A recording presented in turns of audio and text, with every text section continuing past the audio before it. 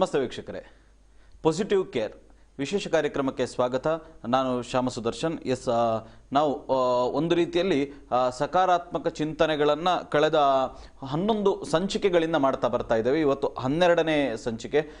Covid ಕೇರನ್ನು ಮಾಡ್ತಾ ಒಂದು ರೀತಿಯಲ್ಲಿ ಏನು ಜಾಗೃತಿಯನ್ನು ಯಾವ ರೀತಿಯಾಗಿ ಮಾಡಬೇಕು ಅನ್ನೋದರ ಕುರಿತಂತೆ ಒಂದು ಪಾಸಿಟಿವ್ ಟಾಕ್, ಅಂದರೆ ಒಂದು ಸಕಾರಾತ್ಮಕವಾದಂಥ ಚಿಂತನೆಗಳನ್ನು ಒಳಗೊಂಡಂಥ ಒಂದು ಮಾಹಿತಿಯನ್ನು ಕೊಡ್ತಕ್ಕಂಥ ಕಾರ್ಯಕ್ರಮ. ಅದೇ ರೀತಿ ಬೇರೆ ಬೇರೆ ರಂಗದ ಗಣ್ಯರನ್ನು ಈ ಕಾರ್ಯಕ್ರಮದಲ್ಲಿ ಅತಿಥಿಗಳನ್ನಾಗಿ ಕರೆಯುವುದರ ಮೂಲಕ ಅವರ ಕ್ಷೇತ್ರದ ಬಗ್ಗೆ ಚರ್ಚೆ ಮಾಡತಕ್ಕಂಥ ಕಾರ್ಯಕ್ರಮ ನಿರಂತರವಾಗಿ ನಡೀತಾ ಬರ್ತಾ ಇದೆ. ಯಾಕೋ ಎಲ್ಲೋ ಒಂದು ಕಡೆ ಇವತ್ತು ಮಾಧ್ಯಮಗಳನ್ನು ನೋಡಿದರೆ ಒಂದು ರೀತಿಯಲ್ಲಿ ಭಯದ ವಾತಾವರಣ ನಿರ್ಮಾಣ ಆಗ್ತದೆ ಅನ್ನುವಂಥ ಒಂದಷ್ಟು ಮಾತುಗಳು ಕೇಳಿ ಬರುತ್ತಾ ಇರುವಂಥ ಈ ಹೊತ್ತಿನಲ್ಲಿ ಒಂದು ರೀತಿಯಲ್ಲಿ ಜನರಿಗೆ ಒಂದು ಈ ರೀತಿಯ ಕಾರ್ಯಕ್ರಮಗಳನ್ನು ಕೊಡಬಹುದು ಅನ್ನುವಂಥ ದೃಷ್ಟಿಕೋನದಲ್ಲಿ ಕಹಳೆ ನ್ಯೂಸ್ ಈ ಕಾರ್ಯಕ್ರಮಗಳನ್ನು ನಡೆಸಿಕೊಂಡು ಬರ್ತಾ ಇದೆ.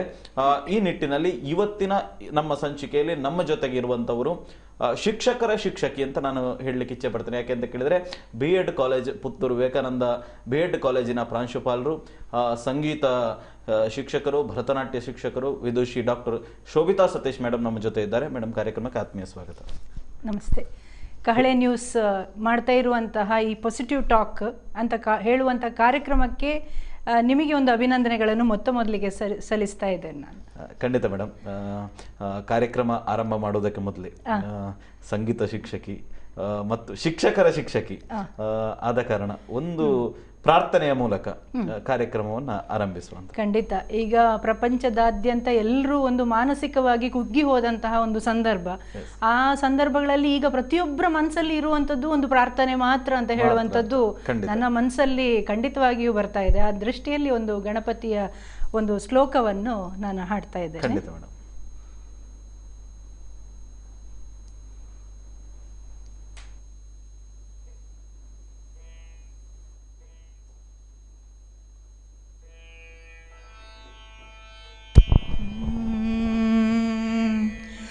ವಕ್ರತುಂಡ ಮಹಾಕಾಯ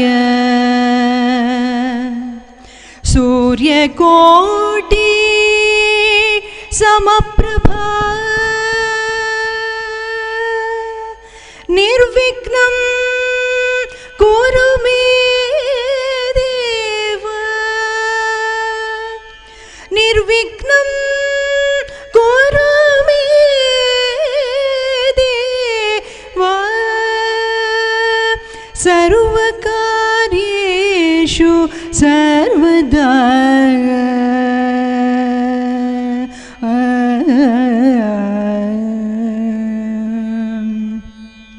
ಅಜಂ ನಿರ್ವಿಕಲ್ಪಂ ನಿರಾಕಾರಮೇಘಂ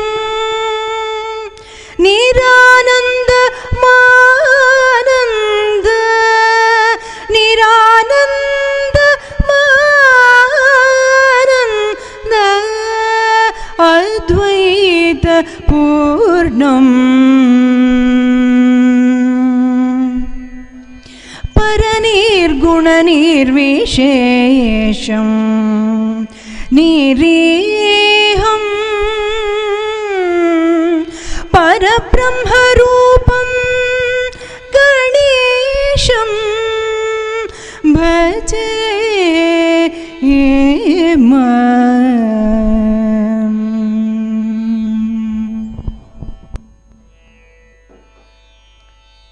ಖಂಡಿತವಾಗಿಯೂ ಏನು ನಾವು ಮಾಡಿದಂಥ ಪ್ರಾರ್ಥನೆಗೆ ಆ ವಿಘ್ನೇಶ ಒಂದು ರೀತಿಯಲ್ಲಿ ನಮ್ಮೆಲ್ಲರಿಗೂ ಕೂಡ ಒಂದು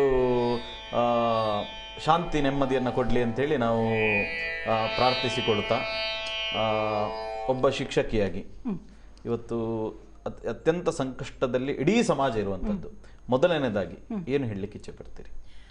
ನಾವು 2020 ಅಂತ ಹೇಳುವಂತಹ ಒಂದು ಸಂದರ್ಭದಲ್ಲಿ ಪ್ರತಿಯೊಬ್ಬರ ಮನಸ್ಸಲ್ಲಿ ಒಂದು ವಿಭಿನ್ನವಾದಂತಹ ಒಂದು ಏನು ಮನಸ್ಥಿತಿ ಬರ್ತದೆ. ಈಗ ಉದಾಹರಣೆಯಾಗಿ ಒಂದು ಮಾನವ ಹೇಗೆ ಬದುಕ್ತಾ ಇದ್ದ ಅಂತ ಹೇಳಿದ್ರೆ, ಒಂದು ನಿರ್ದಿಷ್ಟವಾದ ಚೌಕಟ್ಟಿನ ಒಳಗೆ ಅವನು ಯಾವುದೇ ರೀತಿಯಲ್ಲಿ ಬದುಕಿರ್ಲಿ, ಅವನು ಮಧ್ಯಮ ಕುಟುಂಬದವನಾಗಿರ್ಲಿ, ಶ್ರೀಮಂತನಾಗಿರ್ಲಿ, ಬಡವನಾಗಿರ್ಲಿ, ಅವನ ಏನು ಜೀವನದ ಒಂದು ಹಾದಿ ಇತ್ತು ಅದನ್ನ ಒಂದು ಸಿಸ್ಟಮ್ಯಾಟಿಕ್ ಆಗಿ ಮಾಡ್ಕೊಂಡು ಬರ್ತಾ ಇದ್ದ. ಒಂದು ಫೈನ್ ಡೇ ಏನಾಯ್ತಪ್ಪ ಅಂತ ಹೇಳಿದ್ರೆ, ನೀನು ಒಂದು ಕಡೆ ಕೂತ್ಕೋ ಅಂತ ಹೇಳುವಂತಹ ಒಂದು ಪರಿಸ್ಥಿತಿ ಬಂದೋಯ್ತು, ನಮ್ಮನ್ನು ಲಾಕ್ ಮಾಡುವಂತಹ ಒಂದು ಪರಿಸ್ಥಿತಿ ಬಂದೋಯ್ತು. ಯಾಕೆಂತ ಹೇಳಿದ್ರೆ ಕೊರೋನಾದಂತಹ ವೈರಸ್ ನಮ್ಮ ಇಡೀ ಸಮಾಜವನ್ನು, ನಮ್ಮ ಮಾನವನ ಜೀವನದ ದೃಷ್ಟಿಕೋನವನ್ನೇ ಬದಲಾವಣೆ ಮಾಡಿತ್ತು ಅಂತ ಹೇಳ್ಬೋದು. ಏನು ಅವನು ಯೋಚನೆ ಮಾಡ್ತಾ ಇದ್ದ, ಯಾವ ರೀತಿಯಲ್ಲಿ ಜೀವನ ಮಾಡ್ತಾ ಇದ್ದ, ಆ ಮಾನವನ ಜೀವನದ ದೃಷ್ಟಿಕೋನ ಪೂರ್ತಿ ಬದಲಾಗ್ತಾ ಹೋಯಿತು. ಸರಿ, ಅದನ್ನು ಎಲ್ಲವನ್ನೂ ಕೂಡ ನಾವು ಸಮರ್ಥವಾಗಿ ಎದುರಿಸಿಕೊಂಡು ಇನ್ನೇನು ನಾವು ಜೀವನದ ಒಂದು ಟ್ರ್ಯಾಕಿಗೆ ಬರ್ತಾ ಇದ್ದೇವೆ ಅಂತ ಹೇಳುವಾಗ ಪುನಃ ಒಂದು ಆಘಾತಕಾರಿಯಾದಂತಹ ಒಂದು ಸಂಗತಿ ಅಂತ ಹೇಳಿದ್ರೆ ಎರಡನೆಯ ಅಲೆ. ಈ ಸಂದರ್ಭದಲ್ಲಿಯೂ ಕೂಡ ಮತ್ತೆ ನಾವು ಒಳಗೆ ಹೋಗಬೇಕಾಗಿದೆ, ಹೊರಗಿದ್ದಂಥವರು ಒಳಗೆ ಹೋಗಬೇಕಾಗಿದೆ ಅಂತ ಹೇಳುವಾಗ ನನಗೆ ಮೊದಲಿಗೆ ನಿಮ್ಮ ಈ ಕಾರ್ಯಕ್ರಮಕ್ಕೆ ಬಂದಂಥ ಸಂದರ್ಭದಲ್ಲಿ ಮೊದಲಿಗೆ ನನ್ನ ಮನಸ್ಸಿಗೆ ಬರುವಂಥದ್ದು ಏನು ಅಂತ ಹೇಳಿದರೆ, ಈ ಸಂದರ್ಭದಲ್ಲಿ ನಾವು ಯೋಚನೆ ಮಾಡಬೇಕಾದ ಭವಿಷ್ಯವನ್ನು ಮಾತ್ರ ಅಂತ. ನನಗೆ ಒಂದು ಘಟನೆ ನೆನಪಾಗ್ತದೆ.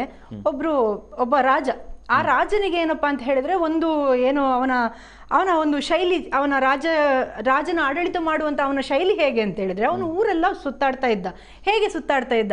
ಮಾರು ವೇಷ ಧರಿಸಿಕೊಂಡು ಸುತ್ತಾಡ್ತಾ ಇದ್ದ. ಯಾಕೆಂತ ಹೇಳಿದ್ರೆ ಜನರ ಪರಿಸ್ಥಿತಿಯನ್ನು ನೋಡಬೇಕು, ಅವ್ರು ಹೇಗಿದ್ದಾರೆ, ಅವ್ರಿಗೇನು ತೊಂದರೆ ಇದೆ ಅಂತ ನೋಡಬೇಕಾದ್ರೆ ರಾಜ ಅಲ್ಲೇ ಕೂತ್ಕೊಂಡ್ರೆ ಆಗುದಿಲ್ಲ ಅಂತ ಹೇಳುವಂಥ ಮನಸ್ಥಿತಿ ಇರುವ ಒಬ್ಬ ರಾಜ. ಅವನು ಹೀಗೆ ಹೋಗ್ತಾ ಇದ್ದ. ಹೀಗೆ ಒಂದ್ಸತಿ ಮಾರು ವೇಷ ಹಾಕ್ಕೊಂಡು ಹೋಗ್ತಾ ಇರುವ ಸಂದರ್ಭದಲ್ಲಿ ಏನಾಯ್ತಪ್ಪ ಅಂತ ಹೇಳಿದ್ರೆ, ಒಂದು ಪ್ರಾಯದ ಹಣ್ಣು ಮುದುಕರು ಅವರು ಅಲ್ಲಿ ಏನ್ ಮಾಡ್ತಿದ್ರು, ಒಂದು ಗಿಡವನ್ನು ನಡ್ತಾ ಇದ್ರಂತೆ. ಗಿಡವನ್ನು ನಡ್ತಾ ಒಂದು ಬಿಸಿಲಿನ ಹೊತ್ತು ಗಿಡವನ್ನು ನಡ್ತಾ ಇದ್ರು. ಹಾಗೆ ಯಾರಿಗಾದ್ರೂ ಕೂಡ, ಒಬ್ಬ ರಾಜನಾದವನು ಕೂಡ ಯೋಚನೆ ಮಾಡುದು, ಸರಿ ನನ್ನ ಪ್ರಜೆ, ಅದು ಕೂಡ ವಯಸ್ಸಾದವರು ಹೀಗೆ ಒಂದು ಮಾಡ್ತಾ ಇದ್ದಾರೆ ಅಂತ ಹೇಳುವಾಗ ಏನಪ್ಪ ಒಮ್ಮೆ ಮಾತಾಡಿಸಿ ಬರುವಂತ ಅವನ ಹತ್ರ ಹೋಗ್ತಾರಂತೆ. ಹೋಗಿ, ತಾತ ತಾತ ನೀವು ಹೀಗೆ ಮಾಡ್ತಾ ಇದ್ದೀರಿ, ಈ ಬಿಸಿಲಲ್ಲಿ ಯಾಕೆ ಈ ಗಿಡ ನೆಡುವ ಕೆಲಸ, ಈಗೇನ ನೀವು ಗಿಡ ನೆಟ್ಟದ್ದೇನಾದ್ರೂ ನೀವು ನಿಮ್ಗೆ ಅದಕ್ಕೆ ಫಲ ಪಡ್ಕೊಳ್ಳಿಕ್ಕೆ ಆಗ್ತದ ಅಂತೇಳಿ ಕೇಳ್ತಾನಂತೆ. ಆಗ ಒಂದ್ಸತಿ ಮಾತನಾಡುವಾಗ ಆ ತಾತ ಏನೂ ಮಾತಾಡೋದಿಲ್ಲ. ಇನ್ನೊಮ್ಮೆ, ಏನ್ ತಾತ ಯಾಕೆ ಮಾಡ್ತಾ ಇದ್ದೀರಿ ತಾತ, ಒಳಗೆ ಹೋಗಿ ತಾತ ಅಂತ ಮತ್ತೊಮ್ಮೆ ರಾಜ ಹೇಳುವಾಗ ಆ ತಾತ ಈ ರಾಜನ ಮುಖ ನೋಡಿ, ಓ ಹೌದು, ನೀವು ಹೇಳ್ತಾ ಇರೋದು ನೀವು ರಾಜನೇ ಇರಬೇಕಲ್ವಾ ಈ ಊರಿಂದು, ನೀವು ಮಾತನಾಡುವಂಥ ಸಂದರ್ಭದಲ್ಲಿ ನನಗದು ಗೊತ್ತಾಯಿತು. ಆದರೆ ಒಂದು ಮಾತುಂಟು, ನಾನು ಯಾಕೆ ಈ ಕೆಲಸ ಮಾಡ್ತಾ ಇದ್ದೇನೆ ಅಂತ ಹೇಳಿದ್ರೆ, ಭವಿಷ್ಯದ ದೃಷ್ಟಿಕೋನವನ್ನು ಇಟ್ಟುಕೊಂಡು ನಾನು ಈ ಕೆಲಸ ಮಾಡ್ತಾ ಇದ್ದೇನೆ. ನಾನೀಗ ಒಂದು ಗಿಡ ನೆಟ್ರೆ ಅದರಿಂದ ಫಲ ಪಡ್ಕೊಳ್ಳೋರು ಯಾರು, ನನ್ನ ಮುಂದಿನ ಒಂದು ಜನರೇಷನ್ ಇರ್ಬೋದು. ಆದ ಕಾರಣ ನಾನು ಆ ಕೆಲಸವನ್ನೀಗ ಮಾಡ್ತಾ ಇದ್ದೇನೆ ಅಂತ. ನಾನು ಯಾಕೆ ಇದನ್ನು ಈ ಸಂದರ್ಭದಲ್ಲಿ ಹೇಳಲಿಕ್ಕೆ ಇಚ್ಛೆ ಪಡ್ತೇನೆ ಅಂತ ಹೇಳಿದ್ರೆ, ಈಗ ನಾವು ನಮ್ಮನ್ನು ಒಂದು ಚೌಕಟ್ಟಿನ ಒಳಗೆ ಇಟ್ಟುಕೊಂಡು ಎಲ್ಲ ನಿಯಮಗಳನ್ನು ಪಾಲಿಸಿಕೊಂಡು ನಾವು ಚೆನ್ನಾಗಿದ್ರೆ ನಮ್ಮ ಭವಿಷ್ಯ ಖಂಡಿತವಾಗಿಯೂ ಚೆನ್ನಾಗಿರ್ತದೆ ಅಂತ ಹೇಳುವಂತ ಒಂದು ಧನಾತ್ಮಕ ದೃಷ್ಟಿಕೋನವನ್ನು ಬೆಳೆಸ್ಕೊಳ್ಳೋಣ ಅಂತ ಹೇಳುವಂಥದ್ದು ನನ್ನ ಮಾತು. ಎಸ್ ಮೇಡಮ್, ಈಗ ವಿಶೇಷವಾಗಿ ಶಿಕ್ಷಣ ಕ್ಷೇತ್ರದಲ್ಲಿ ಒಂದು ರೀತಿಯಲ್ಲಿ ಕಳೆದ ಬಾರಿಯಿಂದಲೇ ಆನ್ಲೈನ್ ಎಜುಕೇಶನ್, ನಾವೆಲ್ಲ ಒಂದು ಕಡೆ ಮೊದಲು ನಾವು ಹೇಳ್ತಾ ಇದ್ವಿ ಮಕ್ಕಳ ಕೈಗೆ ಮೊಬೈಲ್ ಕೊಡಬೇಡಿ, ದಾರಿ ತಪ್ತಾರೆ ಅಂತ. ಆದ್ರೆ ಇವತ್ತು ಶಾಲೆಯೇ ಬಂದು ಮೊಬೈಲ್ ನೊಳಗೆ ಕುತ್ಕೊಂಡು ಬಿಟ್ಟಿದೆ. ಖಂಡಿತವಾಗಿಯೂ ಮಕ್ಕಳಿಗೆ ಮೊಬೈಲ್ ಕೊಟ್ಟು ಆನ್ಲೈನ್ ಶಿಕ್ಷಣ ಕೊಡ್ತಕ್ಕಂಥದ್ದು ಈಗ ನಡೀತಾ ಇದೆ. ಸೊ ಈ ಆನ್ಲೈನ್ ಶಿಕ್ಷಣ ಪದ್ಧತಿಯನ್ನು ನೋಡುವುದಾದ್ರೆ ಇದನ್ನ ನೀವು ಯಾವ ರೀತಿಯಾಗಿ ಸ್ವೀಕಾರ ಮಾಡ್ತೀರಿ ಒಬ್ಬ ಶಿಕ್ಷಕಿಯಾಗಿ ಅಂತ? ಸರಿ, ಈ ಮಾತನ್ನ ನಾನು ಕಳೆದ ಹಲವು ಸಮಯಗಳಿಂದ ಬೇರೆ ಬೇರೆ ಬೇರೆ ಬೇರೆ ಜನರಿಂದ ಕೇಳಿಸ್ತಾ ಬರ್ತಾ ಇರುವಂತ ಮಾತು. ಒಂದು ಶಿಕ್ಷಕ ಸಮೂಹ ಇರ್ಬೋದು, ಸಮಾಜದಲ್ಲಿರುವಂಥ ವ್ಯಕ್ತಿಗಳಿರ್ಬೋದು, ಬೇರೆ ಬೇರೆ ಸಂದರ್ಭಗಳಲ್ಲಿ ಇದ್ರ ಬಗ್ಗೆ ಚರ್ಚೆ ಮಾಡ್ತಾನೆ ಇರ್ತಾರೆ. ನನ್ನ ದೃಷ್ಟಿಕೋನದಲ್ಲಿ ಏನಪ್ಪಾ ಅಂತ ಹೇಳಿದ್ರೆ, ನಮ್ಮದೊಂದು ಭಾರತೀಯ ಶಿಕ್ಷಣ ಪದ್ಧತಿಯಲ್ಲಿ ಹೇಗಿತ್ತು ಅಂತ ಹೇಳಿದ್ರೆ, ಒಂದು ಗುರುಕುಲ ಶಿಕ್ಷಣ ಪದ್ಧತಿ ಇತ್ತು. ಗುರುಕುಲ ಶಿಕ್ಷಣ ಪದ್ಧತಿಯಲ್ಲಿ ಒಂದು ಮಗುವನ್ನು ನಾವಲ್ಲಿ ಗುರುಕುಲದ ಒಳಗೆ ಬಿಟ್ರೆ ಅವನಿಗೆ ಒಂದು ವ್ಯಕ್ತಿತ್ವವನ್ನು, ಒಂದು ಪರ್ಫೆಕ್ಟ್ ಆಗಿರುವಂಥ ಒಂದು ವ್ಯಕ್ತಿತ್ವವನ್ನು ರೂಪಿಸಿ ಆದ ನಂತರ ಅವನನ್ನು ಹೊರಗೆ ಕರ್ಕೊಂಡು ಬರಬೇಕಿತ್ತು. ಅಂದರೆ ಅವನಲ್ಲಿ ಏನು ಕುಂದುಕೊರತೆ ಇದೆ, ಅವನಲ್ಲಿ ಇರುವಂತಹ ಸಾಮರ್ಥ್ಯ ಏನು, ಅವನಲ್ಲಿರುವಂಥ ಆಸಕ್ತಿ ಏನು, ಅವನಲ್ಲಿರುವಂತಹ ಉತ್ತಮವಾದಂಥ ಅಭಿಕ್ಷಮತೆ ಏನು, ಎಲ್ಲವನ್ನು ತಿಳ್ಕೊಳ್ಳಿಕ್ಕೆ ಗುರುವಾದವನಿಗೆ ಆಗ್ತಾ ಇತ್ತು. ಆ ಸಂದರ್ಭದಲ್ಲಿ ಏನಾಗ್ತಾ ಇತ್ತು ಅಂತ ಹೇಳಿದ್ರೆ, ಆ ಮಗುವಿನ ವ್ಯಕ್ತಿತ್ವವನ್ನು ರೂಪಿಸಲಿಕ್ಕೆ ಗುರುವಾದವನಿಗೆ ಆಗ್ತಾ ಇತ್ತು. ಅದೇ ರೀತಿಯ ಫೇಸ್ ಟು ಫೇಸ್ ಆಗಿರುವಂಥ ಇಂಟರಾಕ್ಷನ್ ಮೊನ್ನೆವರೆಗೆ ನಮ್ಮಲ್ಲಿ ಇತ್ತು. ನಾವು ಒಂದು ತರಗತಿ ಕೋಣೆಯೊಳಗೆ ಒಬ್ಬ ಟೀಚರ್ ಆದವ ಅಲ್ಲಿ ಶಿಕ್ಷಕನಾದವ ಒಬ್ಬ ತರಗತಿ ಕೋಣೆಯೊಳಗೆ ಹೋದ ಕೂಡಲೇ ಮಕ್ಕಳ ಜೊತೆಗೆ ಬೆರೆಯುವಂಥ ಸಂದರ್ಭದಲ್ಲಿ ಅವನ ಆಸಕ್ತಿ ಏನು, ಅವನು ಯಾಕೆ ಈ ಥರ ಬಿಹೇವ್ ಮಾಡ್ತಾ ಇದ್ದಾನೆ, ಅವನಲ್ಲಿರುವಂತಹ ಧನಾತ್ಮಕತೆ ಏನು, ಅವನಲ್ಲಿರುವಂತಹ ವಿಶೇಷ ಸಾಮರ್ಥ್ಯ ಏನು, ಎಲ್ಲವನ್ನು ಗುರುತಿಸ್ಲಿಕ್ಕೆ ಸಾಧ್ಯ ಆಗ್ತದೆ. ಈಗ ಏನಾಗಿದೆ ಅಂತ ಹೇಳಿದ್ರೆ ಆನ್ಲೈನ್ನ ಮೂಲಕ ಪಾಠ ಮಾಡ್ತಾ ಇರುವ ಕಾರಣ ನಮಗೆ ಅದು ಒಂದು ಮಾಡ್ಲಿಕ್ಕೆ ಸಾಧ್ಯ ಆಗ್ತಾ ಇಲ್ಲ. ಒಂದು ಇನ್ಫಾರ್ಮೇಶನ್ ಅನ್ನು ನಾವು ಚೆನ್ನಾಗಿ ಕೊಡ್ಲಿಕ್ಕೆ ಆಗ್ತದೆ. ಒಂದು ಏನು ನಮಗೆ ಪಾಠಕ್ಕೆ ಸಂಬಂಧಪಟ್ಟ ಕರಿಕ್ಯುಲಮ್ ಅಥವಾ ಸಿಲೆಬಸ್ ಏನು ಇದೆಯೋ ಅದರ ಒಳಗೆ ಏನು ವಿಷಯಗಳಿದೆಯೋ ಅದನ್ನು ನಮಗೆ ತಲುಪಿಸ್ಲಿಕ್ಕೆ ಸಾಧ್ಯ ಆಗ್ತದೆ. ಆದ್ರೆ ಖಂಡಿತ ಮೇಡಮ್, ನಿಮ್ಮ ಮಾತಿನ ಮಧ್ಯದಲ್ಲಿ ಒಬ್ರು ಕಾಲರ್ ಇದ್ದಾರೆ, ಒಂದು ಕರೆಯನ್ನ ಸ್ವೀಕರಿಸೋಣ. ನಮಸ್ತೆ. ನಮಸ್ತೆ,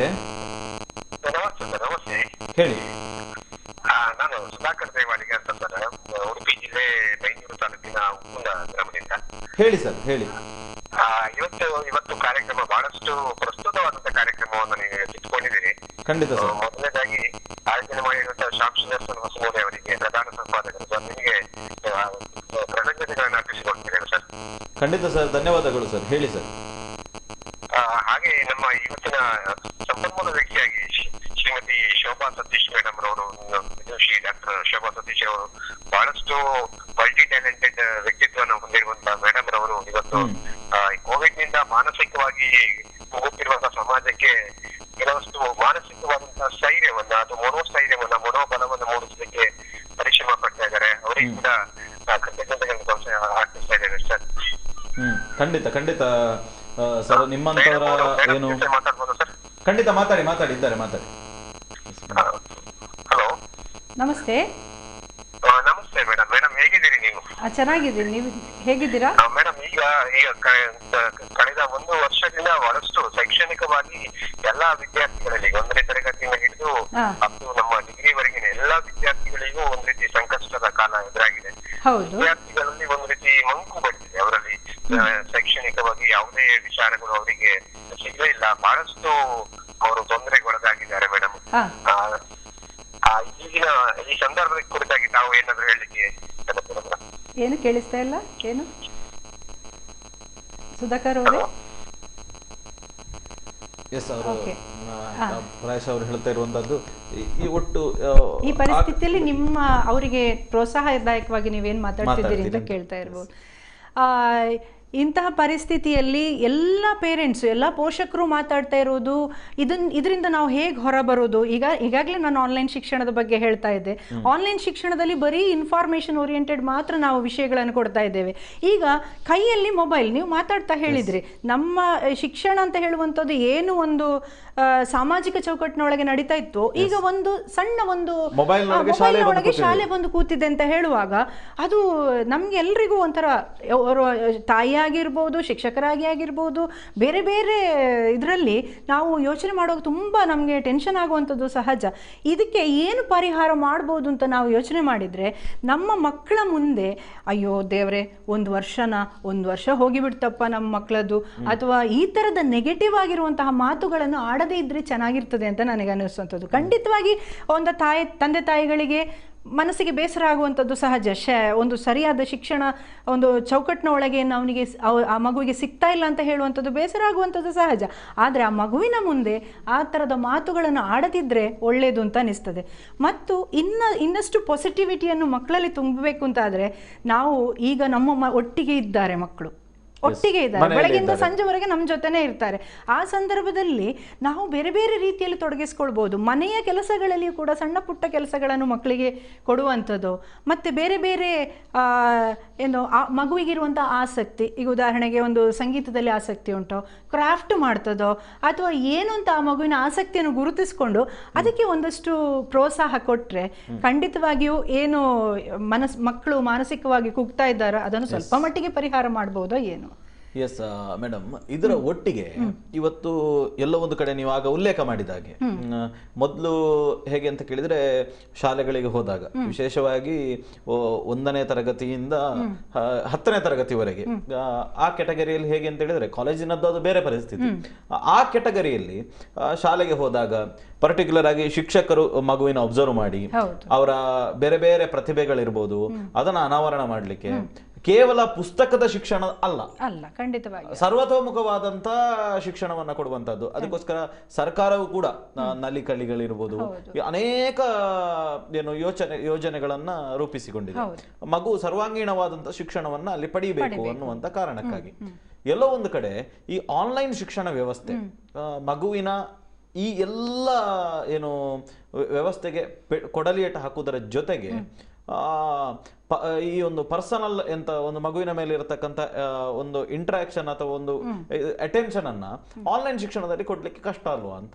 ಖಂಡಿತವಾಗಿಯೂ ಅದರಲ್ಲಿ ಎರಡು ಮಾತಿಲ್ಲ, ಕೊಡ್ಲಿಕ್ಕೆ ಖಂಡಿತವಾಗಿ ಕಷ್ಟ. ನೋಡಿ, ಒಂದು ಶಿಕ್ಷಣ ಅಂತ ಹೇಳುವಂಥದ್ದು ನೀವು ಮಾತಾಡುವಾಗಲೇ ಹೇಳಿದ್ರಿ, ಸರ್ವತೋಮುಖವಾದಂತಹ ಬೆಳವಣಿಗೆ ಆಗಬೇಕು ಅಂತ. ಶಿಕ್ಷಣದ ಉದ್ದೇಶವೇ ಅದು.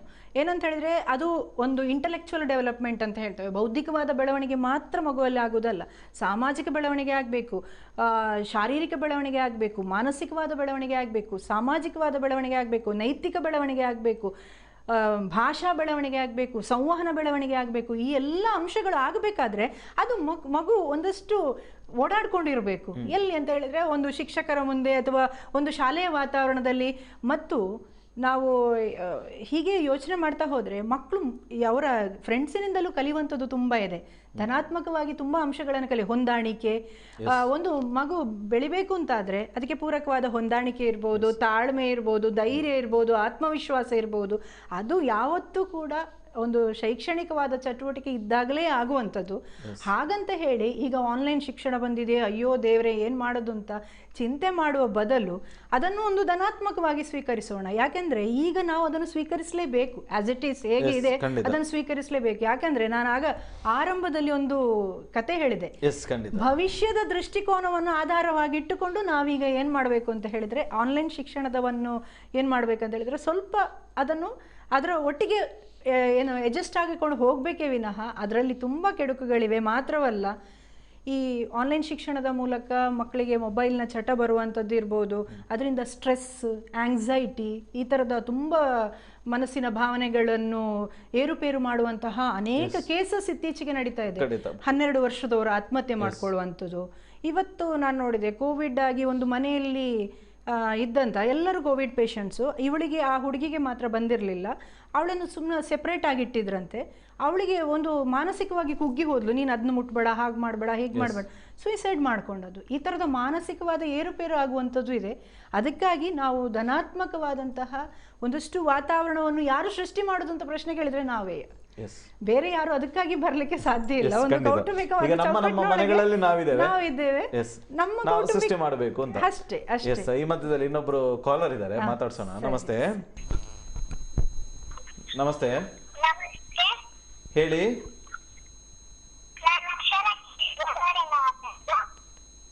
ಹೇಳಿ. ಹಾ ಹೇಳಿ, ಟೀಚರ್ ಇದ್ದಾರೆ, ಮಾತಾಡ್ತೀರಾ ಟೀಚರ್ ಹತ್ರ?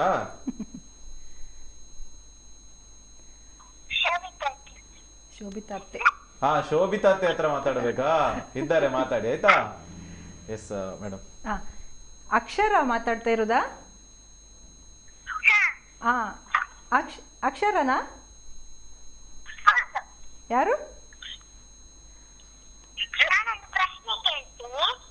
ಹಾ, ಕೇಳಿ, ಪ್ರಶ್ನೆ ಕೇಳಿ. ಈಗ ಕರೋನಾ ಎಲ್ಲ ಬಂತಿದಲ್ಲ, ಲಾಕ್ಡೌನ್ ಎಲ್ಲ ಆಗಿದೆ, ಲಸಿಕೆ ತಗೊಳ್ಳಿ ಅಂತ ಹೇಳ್ತಿದ್ದಾರೆ. ಔಷಧ ತಗೊಳ್ಬೇಕಾ, ಅದು ಇಂಜೆಕ್ಷನ್ ಅಲ್ಲೇ ತಗೊಳ್ಬೇಕಾ?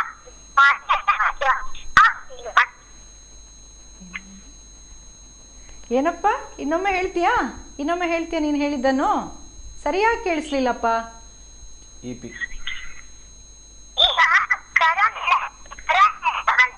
ಹೌದು,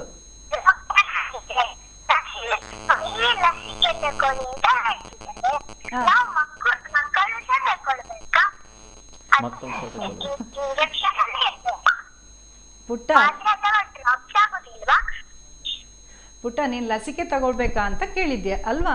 ಈಗ ನೀನು ಲಸಿಕೆ ತಗೊಳ್ಳೋದು ಬೇಡ, ನೀನು ಏನು ಮಾಡಬೇಕು ಗೊತ್ತಾ? ನೀನು ಅಪ್ಪ ಅಮ್ಮನೋ ಮನೆಯಲ್ಲಿ ಹಿರಿಯರೋ ಏನು ಹೇಳ್ತಾರೆ ಏನು ಮಾಡಬೇಕು, ಕೈಯನ್ನು ಚೆನ್ನಾಗಿ ತೊಳಿಬೇಕು ಅಂತ ಹೇಳ್ತಾರೆ, ಅದನ್ನ ಫಾಲೋ ಮಾಡು. ಹೊರಗೆ ಹೋಗುವಾಗ ಮಾಸ್ಕ್ ಹಾಕ್ಕೊಂಡು ಹೋಗಬೇಕು ಅಂತ ಹೇಳ್ತಾರೆ, ಅದನ್ನ ಫಾಲೋ ಮಾಡು. ಮತ್ತು ಸೋಷಿಯಲ್ ಡಿಸ್ಟೆನ್ಸಿಂಗ್ ಮಾಡು ಅಂತ ಹೇಳ್ತಾರೆ, ದೂರ ದೂರ ಇರು ಅಂತ ಹೇಳ್ತಾರೆ, ಅದನ್ನ ಫಾಲೋ ಮಾಡು. ಈಗ ಸದ್ಯಕ್ಕೆ ನೀನು ವ್ಯಾಕ್ಸಿನ್ ಹಾಕುವ ಅಗತ್ಯ ಇಲ್ಲ, ಮುಂದಕ್ಕೆ ವ್ಯಾಕ್ಸಿನ್ ಹಾಕಬೇಕು ಅಂತ ಹೇಳುವಂಥ ದಿನ ಬಂದಾಗ ನೀನು ಅದನ್ನು ಮಾಡ್ಬೋದು. ಆಯ್ತಾ ಪುಟ್ಟ? ಎಸ್ ಮೇಡಮ್, ವಿಶೇಷವಾಗಿ ನಾನು ಈ ಸಂದರ್ಭದಲ್ಲಿ ಅದೊಂದು ಉಲ್ಲೇಖ ಮಾಡಬೇಕು.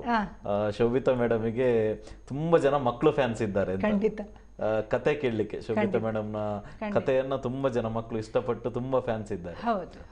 ಎಸ್ ಮೇಡಮ್, ನೋಡಿ ಇಂಥ ಪುಟ್ಟ ಪುಟ್ಟ ಮಕ್ಕಳಲ್ಲಿ ನಾನು ವಿಶೇಷವಾಗಿ ನಾವು ನೋಡ್ತಾ ಇರುವಂತದ್ದು ಒಂದು ರೀತಿಯಲ್ಲಿ ಮಾಧ್ಯಮಗಳನ್ನ ನೋಡ್ತಾ, ನಾವು ಹೇಳಬಾರದು ಮಾಧ್ಯಮದಲ್ಲಿ ಕೂತ್ಕೊಂಡು, ಮಾಧ್ಯಮಗಳನ್ನ ನೋಡುತ್ತಾ ಒಂದು ರೀತಿಯಲ್ಲಿ ಅವರಿಗೆ ಕೊರೋನಾ ಅಂದ್ರೆ ಏನಪ್ಪಾ ಇದು ಭೂತ ಅನ್ನುವಂತ ಒಂದು ರೀತಿಯ ಭಯ ಉಂಟಾಗಿರುವಂತದ್ದು. ಸೊ ಈ ಸಂದರ್ಭದಲ್ಲಿ ಮನೆಯಲ್ಲಿ ತಂದೆ ತಾಯಿ ಮಕ್ಕಳನ್ನ ಯಾವ ರೀತಿ ಅವರಿಗೊಂದು ಮೋಟಿವೇಟ್ ಮಾಡುವಂಥದ್ದು, ಅವರಿಗೊಂದು ಸಣ್ಣ ಸಣ್ಣ ಮಕ್ಕಳಿಗೆ ಧೈರ್ಯ ತುಂಬುವಂಥ ಕೆಲಸ ಮಾಡಬಹುದು ಅಂತ? ಅದೇ ನಾನು ಈಗಾಗಲೇ ಹೇಳಿದೆ ಅಲ್ಲ, ಕೊರೋನಾ ಅಂತ ಹೇಳುವಂಥದ್ದನ್ನು ನಾವು ತುಂಬ ನೆಗೆಟಿವ್ ಆದಂಥ ಅಂಶಗಳನ್ನೇ ಮನೆಯಲ್ಲಿ ಮಾತಾಡ್ತಾ ಇದ್ರೆ. ಈಗ ದಿನನಿತ್ಯ ನಾನು ಇವತ್ತೊಂದು ವಾಟ್ಸಪ್ಪಲ್ಲಿ ಒಬ್ಬರ ಸ್ಟೇಟಸಲ್ಲಿ ನೋಡಿದೆ, ನೀವು ಸ್ಟೇಟಸಲ್ಲಿ ಹಾಕುವಾಗ ಈ ಕೊರೋನಾದಿಂದ ಇಷ್ಟು ಜನ ಸತ್ರು, ಅಲ್ಲಿ ಹಾಗಾಯಿತು, ಇಲ್ಲಿ ಹೀಗಾಯಿತು, ಆ ಆಸ್ಪತ್ರೆಯಲ್ಲಿ ಹೀಗಾಯಿತು, ಆ ಥರದ ವಿಷಯಗಳನ್ನು ಹಾಕಬೇಡಿ. ನೀವು ಅದಕ್ಕೆ ಬದಲಾಗಿ ಒಂದು ಧನಾತ್ಮಕವಾಗಿ ಮಕ್ಕಳನ್ನು ಅಥವಾ ವ್ಯಕ್ತಿಗಳನ್ನು ಪ್ರೋತ್ಸಾಹಿಸುವ ಒಂದಷ್ಟು ಕೊಟೇಶನ್ಸನ್ನು ಹಾಕಿ, ಒಳ್ಳೆಯ ಒಂದು ಮೋಟಿವೇಟ್ ಮಾಡುವಂಥ ಸ್ಪೀಚನ್ನು ಹಾಕಿ ಅಂತ ಹೇಳುವಂಥದ್ದು. ಅದೇ ರೀತಿಯಲ್ಲಿ ನಾವು ಮಕ್ಕಳ ಜೊತೆ ಚೆನ್ನಾಗಿ ಮಾತಾಡಿಕೊಂಡು, ಪೇರೆಂಟ್ಸ್ ಆದವರು ಅವ್ರ ಜೊತೆಗೆ ಇಷ್ಟು ಸಮಯ ಕೆಲವರು ತಂದೆ ತಾಯಿಗಳಿಗೆ ಟೈಮೇ ಸಿಕ್ಕಿರಲಿಕ್ಕಿಲ್ಲ ಮಕ್ಕಳ ಜೊತೆ ಮಾತಾಡಲಿಕ್ಕೆ, ಅವರ ವೃತ್ತಿಯ ಒತ್ತಡದಿಂದಾಗಿ. ಆದ ಕಾರಣ ಮನೇಲಿ ಕೂತ್ಕೊಂಡು ಅವ್ರ ಜೊತೆಗೆ ಮಾತಾಡಿಕೊಂಡು, ಅವ್ರ ಜೊತೆ ಆಟ ಆಡಿಕೊಂಡು, ಈ ಥರದ ಒಂದು ಸಣ್ಣ ಕತೆಗಳನ್ನು ಮಕ್ಕಳಿಗೆ ಹೇಳಿಕೊಂಡು ಏನಾದರೂ ಧನಾತ್ಮಕವಾಗಿ ಆ ಮಕ್ಕಳನ್ನು ತೊಡಗಿಸಿಕೊಳ್ಳುವಂಥ ಕೆಲಸ ಮಾಡಿದರೆ ಖಂಡಿತವಾಗಿ ಅವರ ಮನಸ್ಥಿತಿಯನ್ನು ಒಂದು ಕುಟುಂಬದ ಒಳಗೆ ಚೆನ್ನಾಗಿಟ್ಟಿರ್ಬೋದು ಅಂತೇಳಿ ನನ್ನ ಭಾವನೆ. ಎಸ್ ಮೇಡಮ್, ಖಂಡಿತ ಇನ್ನು ಅನೇಕ ವಿಚಾರಗಳನ್ನ ನಿಮ್ಮ ಜೊತೆ ಮಾತಾಡಬೇಕು. ಮಾತ್ರ ಅಲ್ಲ, ಒಂದಷ್ಟು ಜನ ವೀಕ್ಷಕರು ಕಮೆಂಟ್ ಕೂಡ ಹಾಕ್ತಾ ಇದ್ದಾರೆ. ಏನಂತ ಹೇಳಿದ್ರೆ, ಶೋಭಿತಾ ಮೇಡಮ್ ಅವರು ಒಂದಷ್ಟು ಹಾಡುಗಳನ್ನ ಕೇಳಬೇಕು ಅಂತೇಳಿ. ಖಂಡಿತವಾಗಿಯೂ ಮುಂದಿನ ಹೊತ್ತಿನಲ್ಲಿ ನಾವು ಅದನ್ನ ಕೇಳುವ. ಅದಕ್ಕಿಂತ ಮೊದಲು ಒಂದು ಸಣ್ಣ ವಿರಾಮ ತೆಗೆದುಕೊಳ್ಳುವ ಹೊತ್ತಾಗಿದೆ. ಒಂದು ಸಣ್ಣ ವಿರಾಮದ ಬಳಿಕ ಕಾರ್ಯಕ್ರಮ ಮುಂದುವರಿಯುತ್ತದೆ. ಒಂದು ಸಣ್ಣ ವಿರಾಮ. ವಿನೂತನ ಶೈಲಿಯ ಮನಮೋಹಕ ಬಟ್ಟೆಗಳ ಭಂಡಾರ, ನಾರಿ ಮಣಿಯರ ಸೌಂದರ್ಯಕ್ಕೆ ಸರಿಸಾಟಿಯಾದ ಸಾರಿ, ಕುರ್ತಾ, ಲೆಹಂಗಾ, ಪುರುಷರ ಫಿಟ್ನೆಸ್ಗೆ ಬೊಂಬಾಟ್ ಕಲೆಕ್ಷನ್, ಉತ್ತಮ ಗುಣಮಟ್ಟದ ಫ್ರೆಶ್ ಲುಕ್ ನೀಡೋ ಟ್ರೆಂಡಿ ಡ್ರೆಸ್.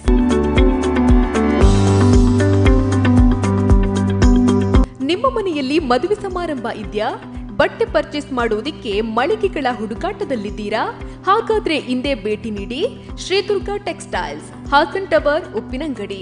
ಸಂಪರ್ಕಿಸಿ 08256295208. ನಮ್ಮ ಇತರ ಶಾಖೆಗಳು Ujire, Belthangady, Madantyar, Bantwal.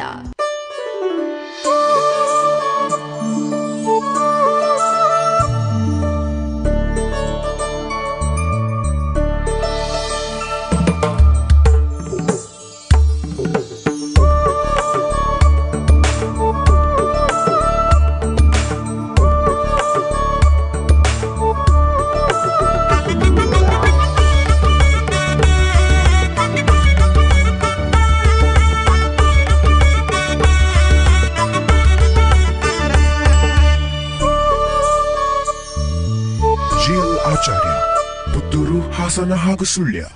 Gayatri credit cooperative society limited, Puttur, Mangalapadavu, ಪ್ರಧಾನ ಕಚೇರಿ, ಪಾಣಿಮಂಗಳೂರು. ಈಗ ಇನ್ನಷ್ಟು ಕಡಿಮೆ ಬಡ್ಡಿ ದರದಲ್ಲಿ ಸಾಲ ಸೌಲಭ್ಯ, ಆಕರ್ಷಕ ಬಡ್ಡಿ ದರದಲ್ಲಿ ಗ್ರಾಹಕ ಸ್ನೇಹಿ ವ್ಯವಹಾರ. ನಮ್ಮಲ್ಲಿದೆ ಸೇಫ್ ಲಾಕರ್ ವ್ಯವಸ್ಥೆ. ಅಧ್ಯಕ್ಷರು ಶ್ರೀ ಅಡ್ಗೆಯಿ ವಿಷ್ಣು ಭಟ್. ಹೆಚ್ಚಿನ ಮಾಹಿತಿಗಾಗಿ ಸಂಪರ್ಕಿಸಿ ಶರಾವತಿ ರವಿನಾರಾಯಣ್. ನಿರ್ದೇಶಕರು, ಸಲಹಾ ಸಮಿತಿಯ ಸಂಚಾಲಕರು. 9844193255. 1ನೇ ಮಹಡಿ, ಮುಳಿಯಾ ನೆಸ್ಟ್ ವಾಣಿಜ್ಯ ಸಂಕೀರ್ಣ, ಪುತ್ತೂರು, ದಕ್ಷಿಣ ಕನ್ನಡ. 574201 08251231305.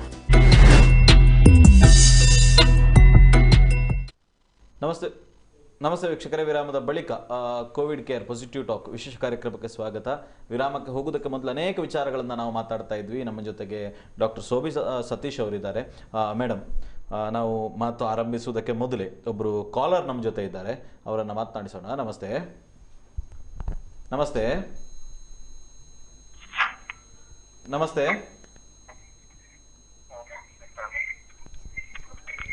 ಎಸ್ ನಮಸ್ತೆ, ಮಾತಾಡಿ.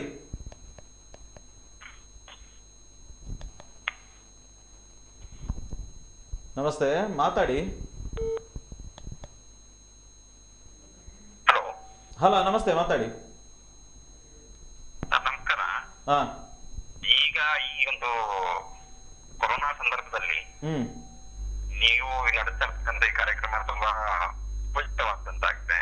ಹ್ಮ್, ಮತ್ತೆ ಈ ಒಂದು ಪ್ಯಾಂಡಮಿಕ್ ಟೈಮ್ ಅಲ್ಲಿ ಯಾರು ಆಗಿದ್ದಾರೆ ಹ್ಮ್, ಅವ್ರಿಗೆ ತುಂಬಾ ಅವ್ರಿಗೆ ಪ್ರೇರಣೆ ಆಗತ್ತೆ. ಹ್ಮ್. ಶೋಭಿತಾ ಮೇಡಮ್ ಅವ್ರಿಗೆ ನಮಸ್ಕಾರ. ನಮಸ್ತೆ. ನಾನು ಶ್ರೀನಿವಾಸ್ ಓ, ಶ್ರೀನಿವಾಸ್. ನಿಮ್ಮ ಮಾತುಗಳು ಕೇಳಿಸ್ಕೊಂಡು ಬಹಳ ಖುಷಿ ಆಯ್ತು ಮೇಡಮ್. ಮಕ್ಕಳಿಗೆ ಯಾವ ರೀತಿ ಅವ್ರನ್ನ ಈ ಸಂದರ್ಭದಲ್ಲಿ ಅವ್ರನ್ನ ಯಾವ ರೀತಿ ತೊಡಗಿಸ್ಬೇಕು ಕಾರ್ಯಗಳಲ್ಲಿ ಅಂತ ಬಹಳ ಉತ್ತಮವಾಗಿ ಹೇಳಿದ್ರಿ. ಹಾ, ನಂದೊಂದು ಪ್ರಶ್ನೆ ಇದೆ ಮೇಡಮ್. ಹಾ, ಹೇಳಿ. ಈಗ ಹದಿಹರೆಯದ ವಯಸ್ಸಿನ ಮಕ್ಕಳೇನಿದ್ದಾರೆ ಹ್ಮ್, ಮತ್ತೆ ಪ್ರೌಢಾವಸ್ಥೆಗೆ ತಲುಪಿರ್ತಕ್ಕಂಥ ಮಕ್ಕಳು ಹ್ಮ್, ಈ ಆನ್ಲೈನ್ ಶಿಕ್ಷಣದಿಂದ ಮತ್ತೆ ಅವರು ಏನು ಈಗ ಒಂದು ಮಲ್ಟಿಮೀಡಿಯಾ ಯೂಸ್ ಮಾಡ್ಕೊಂಡು ಶಿಕ್ಷಣ ಪಡೆಯಲಿಕ್ಕೆ ಪ್ರಯತ್ನ ಮಾಡ್ತಿದ್ದಾರೆ. ಹಾ, ಬಟ್ ಅವರ ಆಸಕ್ತಿ ಆನ್ಲೈನ್ ಶಿಕ್ಷಣದ ಹ್ಮ್, ಬೇರೆ ಕಡೆ ಅವರ ಒಂದು ಮನಸ್ಸು ಎಳಿತಾ ಇದೆ. ಅಂದ್ರೆ ಏನ್ ಶಿಕ್ಷಣ ನೋಡ್ತಾ ಇದ್ದಾರೆ ಅದ್ರ ಜೊತೆಗೆ ಬೇರೆ ರೀತಿಯ ಚಟುವಟಿಕೆಗಳು ಜಾಸ್ತಿ ಆಗ್ತಿದಾವೆ ಹೌದು. ಅವರಲ್ಲಿ. ಹಾ. ಈ ವಯಸ್ಸಿನಲ್ಲಿ ಅವ್ರ ವಯೋಸಹಜವಾದಂತಹ ಚಟುವಟಿಕೆಗಳು ಬೇರೆ ರೀತಿ ಅವ್ರನ್ನ ಕರ್ಕೊಂಡು ಹೋಗ್ತಾ ಇದಾವೆ. ಖಂಡಿತ. ಹ್ಮ್, ಇದಕ್ಕೆ ಪರಿಹಾರ ಹೇಗೆ ಮೇಡಮ್? ಓಕೆ. ಶ್ರೀನಿವಾಸ್ ಅವರೇ, ತುಂಬ ಒಳ್ಳೆಯ ಒಂದು ಪ್ರಶ್ನೆಯನ್ನು ಕೇಳಿದ್ದೀರಾ. ಸಾಮಾನ್ಯವಾಗಿ ಒಬ್ಬ ಶಿಕ್ಷಕನಾದವನಿಗೆ ಅಡಾಲಸೆನ್ಸ್ ಸ್ಟೇಜ್ ಬರುವಾಗ ಪಾಠ ಮಾಡೋದು ಹೇಗೆ ಅಂತ ಹೇಳುವಂಥದ್ದೇ ಒಂದು ಚಾಲೆಂಜ್. ಆ ಮಕ್ಕಳಲ್ಲಿರುವಂತಹ ಏನು ಶಾರೀರಿಕ ಮಾನಸಿಕ ಬದಲಾವಣೆಗಳು ಏನಾಗ್ತದ ಅದನ್ನಿಟ್ಟುಕೊಂಡು ಅವರಿಗೆ ನಾವು ಹೇಗೆ ಅರಿವನ್ನು ಮೂಡಿಸುವಂಥದ್ದು ಅಂತ ಹೇಳುವಂಥದ್ದು ಸಾಮಾನ್ಯ ಶಿಕ್ಷಣದಲ್ಲಿ ನಾವು ಶೈಕ್ಷಣಿಕ ಚೌಕಟ್ಟಿನೊಳಗೆ ಏನೊಂದು ಶಾಲೆಯೊಳಗೆ ಪಾಠ ಮಾಡ್ತೇವಲ್ಲ, ಆವಾಗಲೇ ದೊಡ್ಡ ಚಾಲೆಂಜ್ ಅದು. ಏನಂತ ಹೇಳಿದರೆ ಕೆಲವರಿಗೆ ಅವೇರ್ನೆಸ್ ಕೊಡುವವರೇ ಇರುವುದಿಲ್ಲ. ಆ ಸಂದರ್ಭದಲ್ಲಿ ನನ್ನಲ್ಲಿ ಯಾಕಪ್ಪ ಈ ಥರ ಬದಲಾವಣೆ ಆಗ್ತಾ ಇದೆ ಅಂತ ಹೇಳುವಂಥದ್ದು ಗೊತ್ತಾಗದೆ ತುಂಬ ಪ್ರಾಬ್ಲಮ್ ಆಗುವಂಥದ್ದು ಇದೆ. ಅಂಥದ್ದನ್ನು ಹ್ಯಾಂಡಲ್ ಮಾಡಲಿಕ್ಕೆ ನಮಗೆ ಶಾಲೆ ಒಳಗೆ ಕಷ್ಟ ಇದೆ. ಅಂಥದ್ರಲ್ಲಿ ಈ ಸಂದರ್ಭದಲ್ಲಿ ಆ ಥರದ ಪ್ರೌಢಾವಸ್ಥೆಯಲ್ಲಿರುವಂತಹ ಮಕ್ಕಳು ಸ್ವಲ್ಪ ದಾರಿ ತಪ್ತಾ ಇರುವಂಥದ್ದು ಅಂತ ಹೇಳುವಂಥದ್ದು ಸಹಜವೇ. ಯಾಕೆಂತ ಹೇಳಿದರೆ ಈಗ ನಾವು ಏನು ಮಾಡಿದ್ದೇವೆ, ಡೈರೆಕ್ಟಾಗಿ ಏನು ಸುಲಭವಾಗಿ ಸಿಗ್ತದೋ ಅದನ್ನು ಅವ್ರ ಕೈಗೆ ಕೊಟ್ಟ ಹಾಗೆ ಆಗಿದೆ. ಯಾಕೆಂತ ಹೇಳಿದರೆ ಮೊದಲು ನಾವು ಪ್ರೌಢಾವಸ್ಥೆಯಲ್ಲಿರುವಂತಹ ಸಂದರ್ಭದಲ್ಲಿ ಆ ಮಕ್ಕಳಿಗೆ ಒಂದು ಅವೇರ್ನೆಸ್ಸನ್ನು ಕೊಡಲಿಕ್ಕೆ ಶಿಕ್ಷಕರಾದವರು ಅದರ ಶಾರೀರಿಕ ಬದಲಾವಣೆ ಯಾಕಾಗ್ತದೆ, ನಿಮ್ಮಲ್ಲಿ ಯಾಕೆ ಮಾನಸಿಕವಾದ ಬದಲಾವಣೆ ಹೀಗೆ ಆಗ್ತದೆ, ಅದನ್ನ ಬಗ್ಗೆ ನಾವು ಅರಿವನ್ನು ಮೂಡಿಸುವಂಥ ಕೆಲಸ ಅವರ ಆಟಿಟ್ಯೂಡ್ ನೋಡಿ ನಾವು ಮಾಡ್ತಾ ಇದ್ದೇವೆ. ಕ್ಲಾಸ್ ರೂಮಲ್ಲಿ ಅವ್ರು ಹೇಗೆ ಆಟಿಟ್ಯೂಡ್ ತೋರಿಸ್ತಾರ ಅಥವಾ ಅವರ ಬಿಹೇವಿಯರ್ ಕ್ಲಾಸ್ ರೂಮಲ್ಲಿ ಹೇಗಿರ್ತದೋ ಬೇರೆ ಮಕ್ಕಳೊಟ್ಟಿಗೆ ಹೇಗಿರ್ತದೋ ಅದನ್ನು ನೋಡಿ ಆ ಮಗುನ ಕರೆದು ಒಂದಷ್ಟು ಮಾತುಗಳನ್ನು ಆಡೋದಾ, ಅದಕ್ಕೆ ಅವೇರ್ನೆಸ್ ಕೊಡೋದೋ, ಯಾರಾದರೂ ಡಾಕ್ಟರ್ಸನ್ನು ಕರೆಸಿ ಅವರಿಗೆ ಒಂದಷ್ಟು ಅವೇರ್ನೆಸ್ ಕೊಡೋದೋ ಮಾಡ್ತಾ ಇದ್ದೇವೆ. ಈಗ ಏನಾಗಿದೆ ಅಂತ ಹೇಳಿದ್ರೆ ಅದು ಕೈಯಲ್ಲಿದೆ. ಆಗ ದಾರಿ ತಪ್ತಾ ಇದ್ದಾರೆ ಅಂತ ಹೇಳುವಂಥದ್ದು ಸಹಜವೇ. ಅವಕಾಶಗಳು ತುಂಬಾ ಇದೆ. ಅವರನ್ನು ಹೇಳುದಾ ಅಥವಾ ವ್ಯವಸ್ಥೆಯನ್ನು ಹೇಳುದಾ ಯಾವುದನ್ನು ಹೇಳೋದು ಗೊತ್ತಾಗೋದಿಲ್ಲ. ಪರಿಹಾರ ಏನು ಮಾಡ್ಬೋದು ಅಂದ್ರೆ ಪೋಷಕರಾದವರು ಅಟ್ಲೀಸ್ಟ್ ಅವರು ಏನು ಮಾಡ್ತಾ ಇದ್ದಾರೆ ಅಂತ ಹೇಳುವಂಥದ್ದು ಒಂಚೂರು ಗಮನ ಹರಿಸಿದ್ರೆ ಒಳ್ಳೇದು ಅಂತ. ಈಗ ಸಾಮಾನ್ಯವಾಗಿ ಮಾತಾಡ್ತಾ ಹೇಳಿಕೊಂಡು ನನಗೆ ಆನ್ಲೈನ್ ಕ್ಲಾಸ್ ಉಂಟು, ಮೊಬೈಲ್ ಕೊಡು ಅಂತ ಕೇಳುವಂಥದ್ದು ಸಹಜ. ಮೊಬೈಲ್ ಕೊಡು ಅಥವಾ ಲ್ಯಾಪ್ಟಾಪ್ ಕೊಡು ಅಂತ ಕೇಳುವಂಥದ್ದು ಸಹಜ. ಅದರಲ್ಲಿ ಇಂಟರ್ನೆಟ್ ಫೆಸಿಲಿಟಿ ಇದ್ದೇ ಇರ್ತದೆ. ಆ ಸಂದರ್ಭಗಳಲ್ಲಿ ಆ ಮಗು ಏನು ಮಾಡ್ತಾ ಇದ್ದೆ, ನನ್ನ ಮಗು ಈಗ ಆನ್ಲೈನ್ ಕ್ಲಾಸೇ ಉಂಟಾ, ಅದರ ಟೈಮ್ ಟೇಬಲ್ ಏನು, ಕೆಲವರಿಗೆ ಅದು ಗೊತ್ತಾಗ್ಲಿಕ್ಕಿಲ್ವ ಏನೋ, ಆದ್ರೂ ಕೂಡ ಮಗ ಏನ್ ಮಾಡ್ತಿದ್ದಿ, ಮಗ ಎಷ್ಟು ಗಂಟೆವರೆಗೆ ಕ್ಲಾಸ್ ಉಂಟು, ಮಗ ನೋಡಿಕೊಂಡು ಹೋಗ್ಬೋದಲ್ಲ. ಬೇರೆ ಏನು ಮಾಡ್ಲಿಕ್ಕೆ ನಂಗೆ ಸಾಧ್ಯ ಇಲ್ಲ ಅಂತ ಅನಿಸ್ತದೆ. ಅದಕ್ಕಾಗಿ ಅವೇರ್ನೆಸ್ ಮತ್ತೆ ಅವರಲ್ಲಿ ಮಾತನಾಡುವಾಗ ಕೂಡ ಬಹಳ ಜಾಗ್ರತೆ ಬೇಕು. ಹಂತದ ಮಕ್ಕಳು ಇದ್ದಾರಲ್ಲ ಅವರು ಹೇಗೆ ರಿಯಾಕ್ಟ್ ಮಾಡ್ತಾರೆ ಅಂತ ಹೇಳಲಿಕ್ಕೆ ಆಗೋದಿಲ್ಲ. ಬಹಳ ಜಾಗ್ರತೆಯಲ್ಲಿ ಅವರಿಗೆ ಮನವರಿಕೆ ಆಗುವ ಹಾಗೆ ಮಾತಾಡುವಂಥದ್ದನ್ನು ಮಾತಾಡಿ ಮತ್ತು ಅವರ ಎಲ್ಲ ಚಟುವಟಿಕೆಗಳನ್ನು ಗಮನಿಸ್ತಾ ಇರಬೇಕು ಅಂತ ಮಾತ್ರ ನಾನು ಹೇಳಲಿಕ್ಕೆ ಇಚ್ಛೆ ಪಡ್ತೇನೆ. ಎಸ್ ಮೇಡಮ್, ಖಂಡಿತ. ಆಗದಿಂದ ಒಂದಷ್ಟು ಕಮೆಂಟ್ಗಳು ವಿಶೇಷವಾಗಿ ಬರ್ತಾ ಇರುವಂಥದ್ದು, ಶೋಭಿತಾ ಮೇಡಮ್ ಅವರಿಂದ ಒಂದಷ್ಟು ಹಾಡುಗಳನ್ನು ಹಾಡಿಸಿ, ಬಹಳ ಸುಂದರವಾಗಿ ಹಾಡ್ತಾರೆ ಅಂತ. ನಮಗೊಂದು ಸೌಭಾಗ್ಯ ನಿಮ್ಮ ಹಾಡು ಕೇಳುವಂಥದ್ದು. ಯಾವುದು ಕೇಳುವ? ನಾನೇನು ದೊಡ್ಡ ಗಾಯಕಿ ಏನಲ್ಲ, ಎಷ್ಟೋ ಜನ ಕಲಾವಿದ್ರು ನಮ್ಮ ಊರಲ್ಲಿದ್ದಾರೆ, ನಮ್ಮೆಲ್ಲೋ ನಾಡಿನಲ್ಲಿ. ಅಂಥದ್ದೇನು ದೊಡ್ಡ ಕಲಾವಿದೆ ಅಲ್ಲ.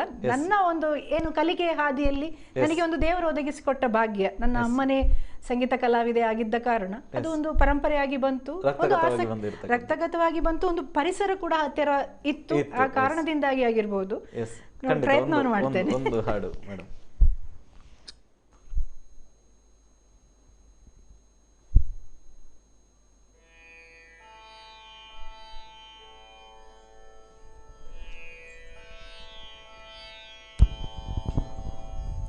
ಎಂ.ಎನ್.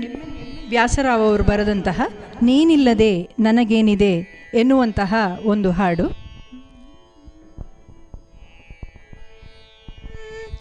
ನೀನಿಲ್ಲದೆ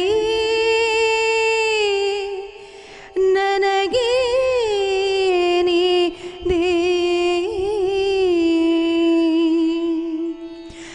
ಮನಸ್ಸೆಲ್ಲ ನಿನ್ನಲ್ಲೇ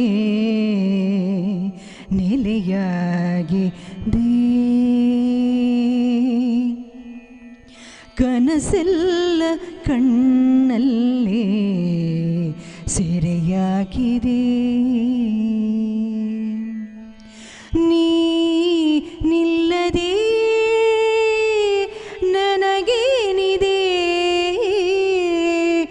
ಮನಸ್ಸೆಲ್ಲ ನಿನ್ನಲ್ಲೇ ನೆಲೆಯಾಗಿದೆ, ಕನಸೆಲ್ಲ ಕಣ್ಣಲ್ಲೇ ಸೆರೆಯಾಗಿದೆ. ನೀನಿಲ್ಲದೆ ನಿನಗಾಗಿ ಕಾದು ಕಾದು ಪರಿತಪಿಸಿ ನೊಂದೆ ನಾನು, ನಿನಗಾಗಿ ಕಾದು ಕಾದು ಪರಿತಪಿಸಿ ನೊಂದೆ ನಾನು, ಕಹಿಯಾದ ವಿರಹದ ನೋವು ಹಗಲಿರುಳು ತಂದೆ ನೀನು, ಎದೆಯಾಸೆ ಏನು ಎಂದು ನೀ ಕಾಣದಾದೆ, ನಿಶೆಯೊಂದೆ ನನ್ನಲ್ಲಿ ನೀ ತುಂಬಿದೆ, ಬೆಳಕೊಂದೆ ನಿನ್ನಿಂದ ನಾ ಬಯಸಿದೆ. ನೀನಿಲ್ಲದೆ ಒಲವೆಂಬ ಕಿರಣ ಬೇರೆ ಒಳಗಿರುವ ಬಣ್ಣ ತೆರೆಸಿ, ಒಲವೆಂಬ ಕಿರಣ ಬೇರೆ ಒಳಗಿರುವ ಬಣ್ಣ ತೆರೆಸಿ, ಒಣಗಿರುವ ಎದೆ ನೆಲದಲ್ಲಿ ಭರವಸೆಯ ಜೀವ ಹರಿಸಿ, ಸೆರೆಯಿಂದ ಬಿಡಿಸಿ ನನ್ನ ಆತಂಕ ನೀಗೂ, ಹೊಸ ಲೋಕ ನಿನ್ನಿಂದ ನಾ ತಾಳುವೆ, ಹೊಸ ಲೋಕ ನಿನ್ನಿಂದ ನಾ ತಾಳುವೆ. ನೀನಿಲ್ಲದೆ ನನಗೇನಿದೆ ಮನಸ್ಸೆಲ್ಲ ನಿನ್ನಲ್ಲೇ ನೆಲೆಯಾಗಿದೆ, ಕನಸೆಲ್ಲ ಕಣ್ಣಲ್ಲೇ ಸೆರೆಯಾಗಿದೆ. ನೀನಿಲ್ಲದೆ ನನಗೆ ನಿದೆ.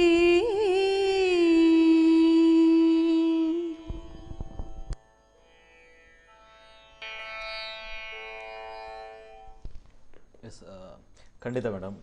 ನಾವು ಅನೇಕ ವಿಚಾರಗಳನ್ನ ಮಾತನಾಡ್ತಾ ಒಂದು ಸ್ವಲ್ಪ ಶೋಭಿತಾ ಮೇಡಮ್ ಬಗ್ಗೆ ತಿಳ್ಕೊಳ್ಳೋದಾದ್ರೆ, ಈ ನಿಮಗೆ ಸಂಗೀತದಲ್ಲಿ ಆಸಕ್ತಿ, ಸೊ ಇದ್ರ ಬಗ್ಗೆ ನೀವಾಗಲೇ ಹೇಳಿದ್ರಿ.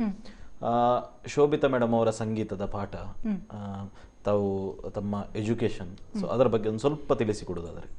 ನಾನು ಕಾಸರಗೋಡಿನವಳು ಮೂಲತಃ.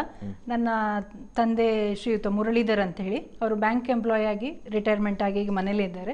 ತಾಯಿ ವಿದುಷಿ ರಾಧಾ ಮುರಳೀಧರ್ ಅಂತ ಹೇಳಿ. ಸಾಮಾನ್ಯವಾಗಿ ಕಾಸರಗೋಡು ಪರಿಸರ, ದಕ್ಷಿಣ ಕನ್ನಡ ಪರಿಸರದಲ್ಲಿ ಅನೇಕ ವರ್ಷಗಳ ಕಾಲ ಈವಾಗಲೂ ಕೂಡ ಶಾಸ್ತ್ರೀಯ ಸಂಗೀತದ ಪೂರ್ಣ ಪ್ರಮಾಣದ ಒಂದು ಗಾಯಕಿಯಾಗಿ ಅವರು ತಮ್ಮನ್ನು ತಾವು ತೊಡಗಿಸಿಕೊಂಡಿದ್ದಾರೆ. ಈ ವಯಸ್ಸಿನಲ್ಲೂ ಕೂಡ ಅವರಿಗೆ ತುಂಬ ಆಸಕ್ತಿ. ಅಂತಹ ಒಂದು ಕುಟುಂಬದಲ್ಲಿ ನಾನು ಹುಟ್ಟಿದವಳು, ಮೊದಲನೆಯ ಮಗಳು. ಶಾಸ್ತ್ರೀಯ ಸಂಗೀತ ಮನೆಯಲ್ಲೇ ಒಂದು ವಾತಾವರಣ ಇತ್ತು. ಶಾಸ್ತ್ರೀಯ ಸಂಗೀತ ಸಾಮಾನ್ಯವಾಗಿ ಶಾಸ್ತ್ರೀಯ ಸಂಗೀತಕ್ಕೆ ಯಾರಾದರೂ ಕಲಿಕೆ ಹೋಗ್ಬೇಕು ಅಂತ ಹೇಳಿದ್ರೆ ಒಮ್ಮೆ ಕೂತ್ಕೊಂಡು ಕಲೀಲಿಕ್ಕೆ ಅದು ಭಾರಿ ಕಷ್ಟದ ವಿಷಯ. ಯಾಕೆಂದ್ರೆ ಕೂತ್ಕೊಂಡ ಕೂಡಲೇ ಒಂದು ತಾಳನೂ ಬೇಕು, ಹಾಡೂ ಬೇಕು, ಲಯನೂ ಬೇಕು, ಮತ್ತೆ ಅದು ಸಾಹಿತ್ಯನೂ ಬೇಕು. ಎಲ್ಲರೂ ಒಟ್ಟಿಗೆ ಹಾಡುವಾಗ ಮಕ್ಕಳಿಗೆ ಒಮ್ಮೆ ಇಂಟ್ರೆಸ್ಟ್ ಇಲ್ಲದೆ ಆಗುವಂಥದ್ದಿದೆ. ಅದೇ ರೀತಿಯ ಪರಿಸ್ಥಿತಿ ನನ್ನಲ್ಲೂ ಇತ್ತು. ಆದರೆ ಆ ವಾತಾವರಣವೇ ಧನಾತ್ಮಕವಾಗಿ ಸಂಗೀತ, ಯಕ್ಷಗಾನ, ಎಲ್ಲ ಬೇರೆ ಬೇರೆ ಕಲೆಗಳ ಒಂದು ಇದು ವಾತಾವರಣ ಇದ್ದ ಕಾರಣ ನನಗೆ ಬಹಳಷ್ಟು ಅದು ಸುಲಭವಾಗಿ ಕೇಳಿಯೇ ನಾನು ತುಂಬ ಸಂಗೀತದಲ್ಲಿ ಆಸಕ್ತಿ ಬೆಳೆಸ್ಕೊಂಡೆ. ಆಮೇಲೆ ಶಾಸ್ತ್ರೀಯ ಸಂಗೀತ, ಅದರ ಜೊತೆಗೆ ಸುಗಮ ಸಂಗೀತವನ್ನು ನಾನು ನನ್ನ ತಾಯಿಯವರಿಂದಲೇ ಕಲಿತದ್ದು. ಇವತ್ತಿಗೂ ಕೂಡ ಅದರ ಅಭ್ಯಾಸ ಅವ್ರ ಜೊತೆಗೆ ನಾನು ಮಾಡ್ತಾ ಇದ್ದೇನೆ. ಅದರ ಜೊತೆಗೆ ಭರತನಾಟ್ಯವನ್ನು ಕಾಸರಗೋಡಿನ ವಿದುಷಿ ಶ್ರೀಮತಿ ಶಶಿಕಲಾ ಟೀಚರ್ ಅಂತೇಳಿ, ನೃತ್ಯ ನಿಕೇತನ ಕಾಸರಗೋಡು ಅಂತ ಹೇಳಿ ಬಹಳಷ್ಟು ಕಾರ್ಯಕ್ರಮಗಳನ್ನು ನಾವು ಕರ್ನಾಟಕದಾದ್ಯಂತ ಕೊಟ್ಟವರು. ಅದರ ನಂತರ ನಾನು ಹೆಚ್ಚಿನ ಅಭ್ಯಾಸಕ್ಕಾಗಿ ಮಂಗಳೂರಿನ ಸನಾತನ ನಾಟ್ಯಾಲಯದ ವಿದುಷಿ ಶಾರದಾ ಮಣಿಶೇಖರ್ ಅವರಲ್ಲಿ ಸೇರಿಕೊಂಡೆ. ಅದರ ನಂತರವೂ ಕೂಡ ನಾನು ಏಕವ್ಯಕ್ತಿ ನೃತ್ಯ ಪ್ರದರ್ಶನವನ್ನು ತುಂಬ ಕಾನ್ಸಂಟ್ರೇಟ್ ಮಾಡಿದ್ದೆ. ಅವರ ಜೊತೆಗೆ ನೃತ್ಯ ಕಲೀಲಿಕ್ಕೆ ಆರಂಭ ಮಾಡಿದ ನಂತರ ಏಕವ್ಯಕ್ತಿ ನೃತ್ಯ ಪ್ರದರ್ಶನವನ್ನು ಕೊಡ್ತಾ ಹೋದೆ. ಇವತ್ತಿಗೆ ನಾನು ನೃತ್ಯ ಮತ್ತು ಸಂಗೀತ ತರಗತಿಗಳನ್ನು ನಾನು ಮಾಡದಿದ್ರೂ ಕೂಡ ಅನೇಕ ವರ್ಷಗಳ ಕಾಲ ನಾನು ಸಂಗೀತ ನೃತ್ಯ ತರಗತಿಗಳನ್ನು ಮಾಡ್ತಾ ಇದ್ದೆ. ಈಗ ಸದ್ಯಕ್ಕೆ ಮಾಡದಿದ್ರೂ ಕೂಡ ಅದರಲ್ಲಿ ಒಂದಷ್ಟು ಆಸಕ್ತಿಯನ್ನು ಬೆಳೆಸಿಕೊಂಡು ನೃತ್ಯ ಸಂಗೀತ ಎರಡನ್ನೂ ಕೂಡ ಅದು ನನ್ನ ಜೀವನದ ಭಾಗ ಅಂತ ತಿಳ್ಕೊಂಡು ಅದನ್ನು ಮುಂದುವರಿಸಿಕೊಂಡು ಹೋಗ್ತಾ ಇದ್ದೇನೆ.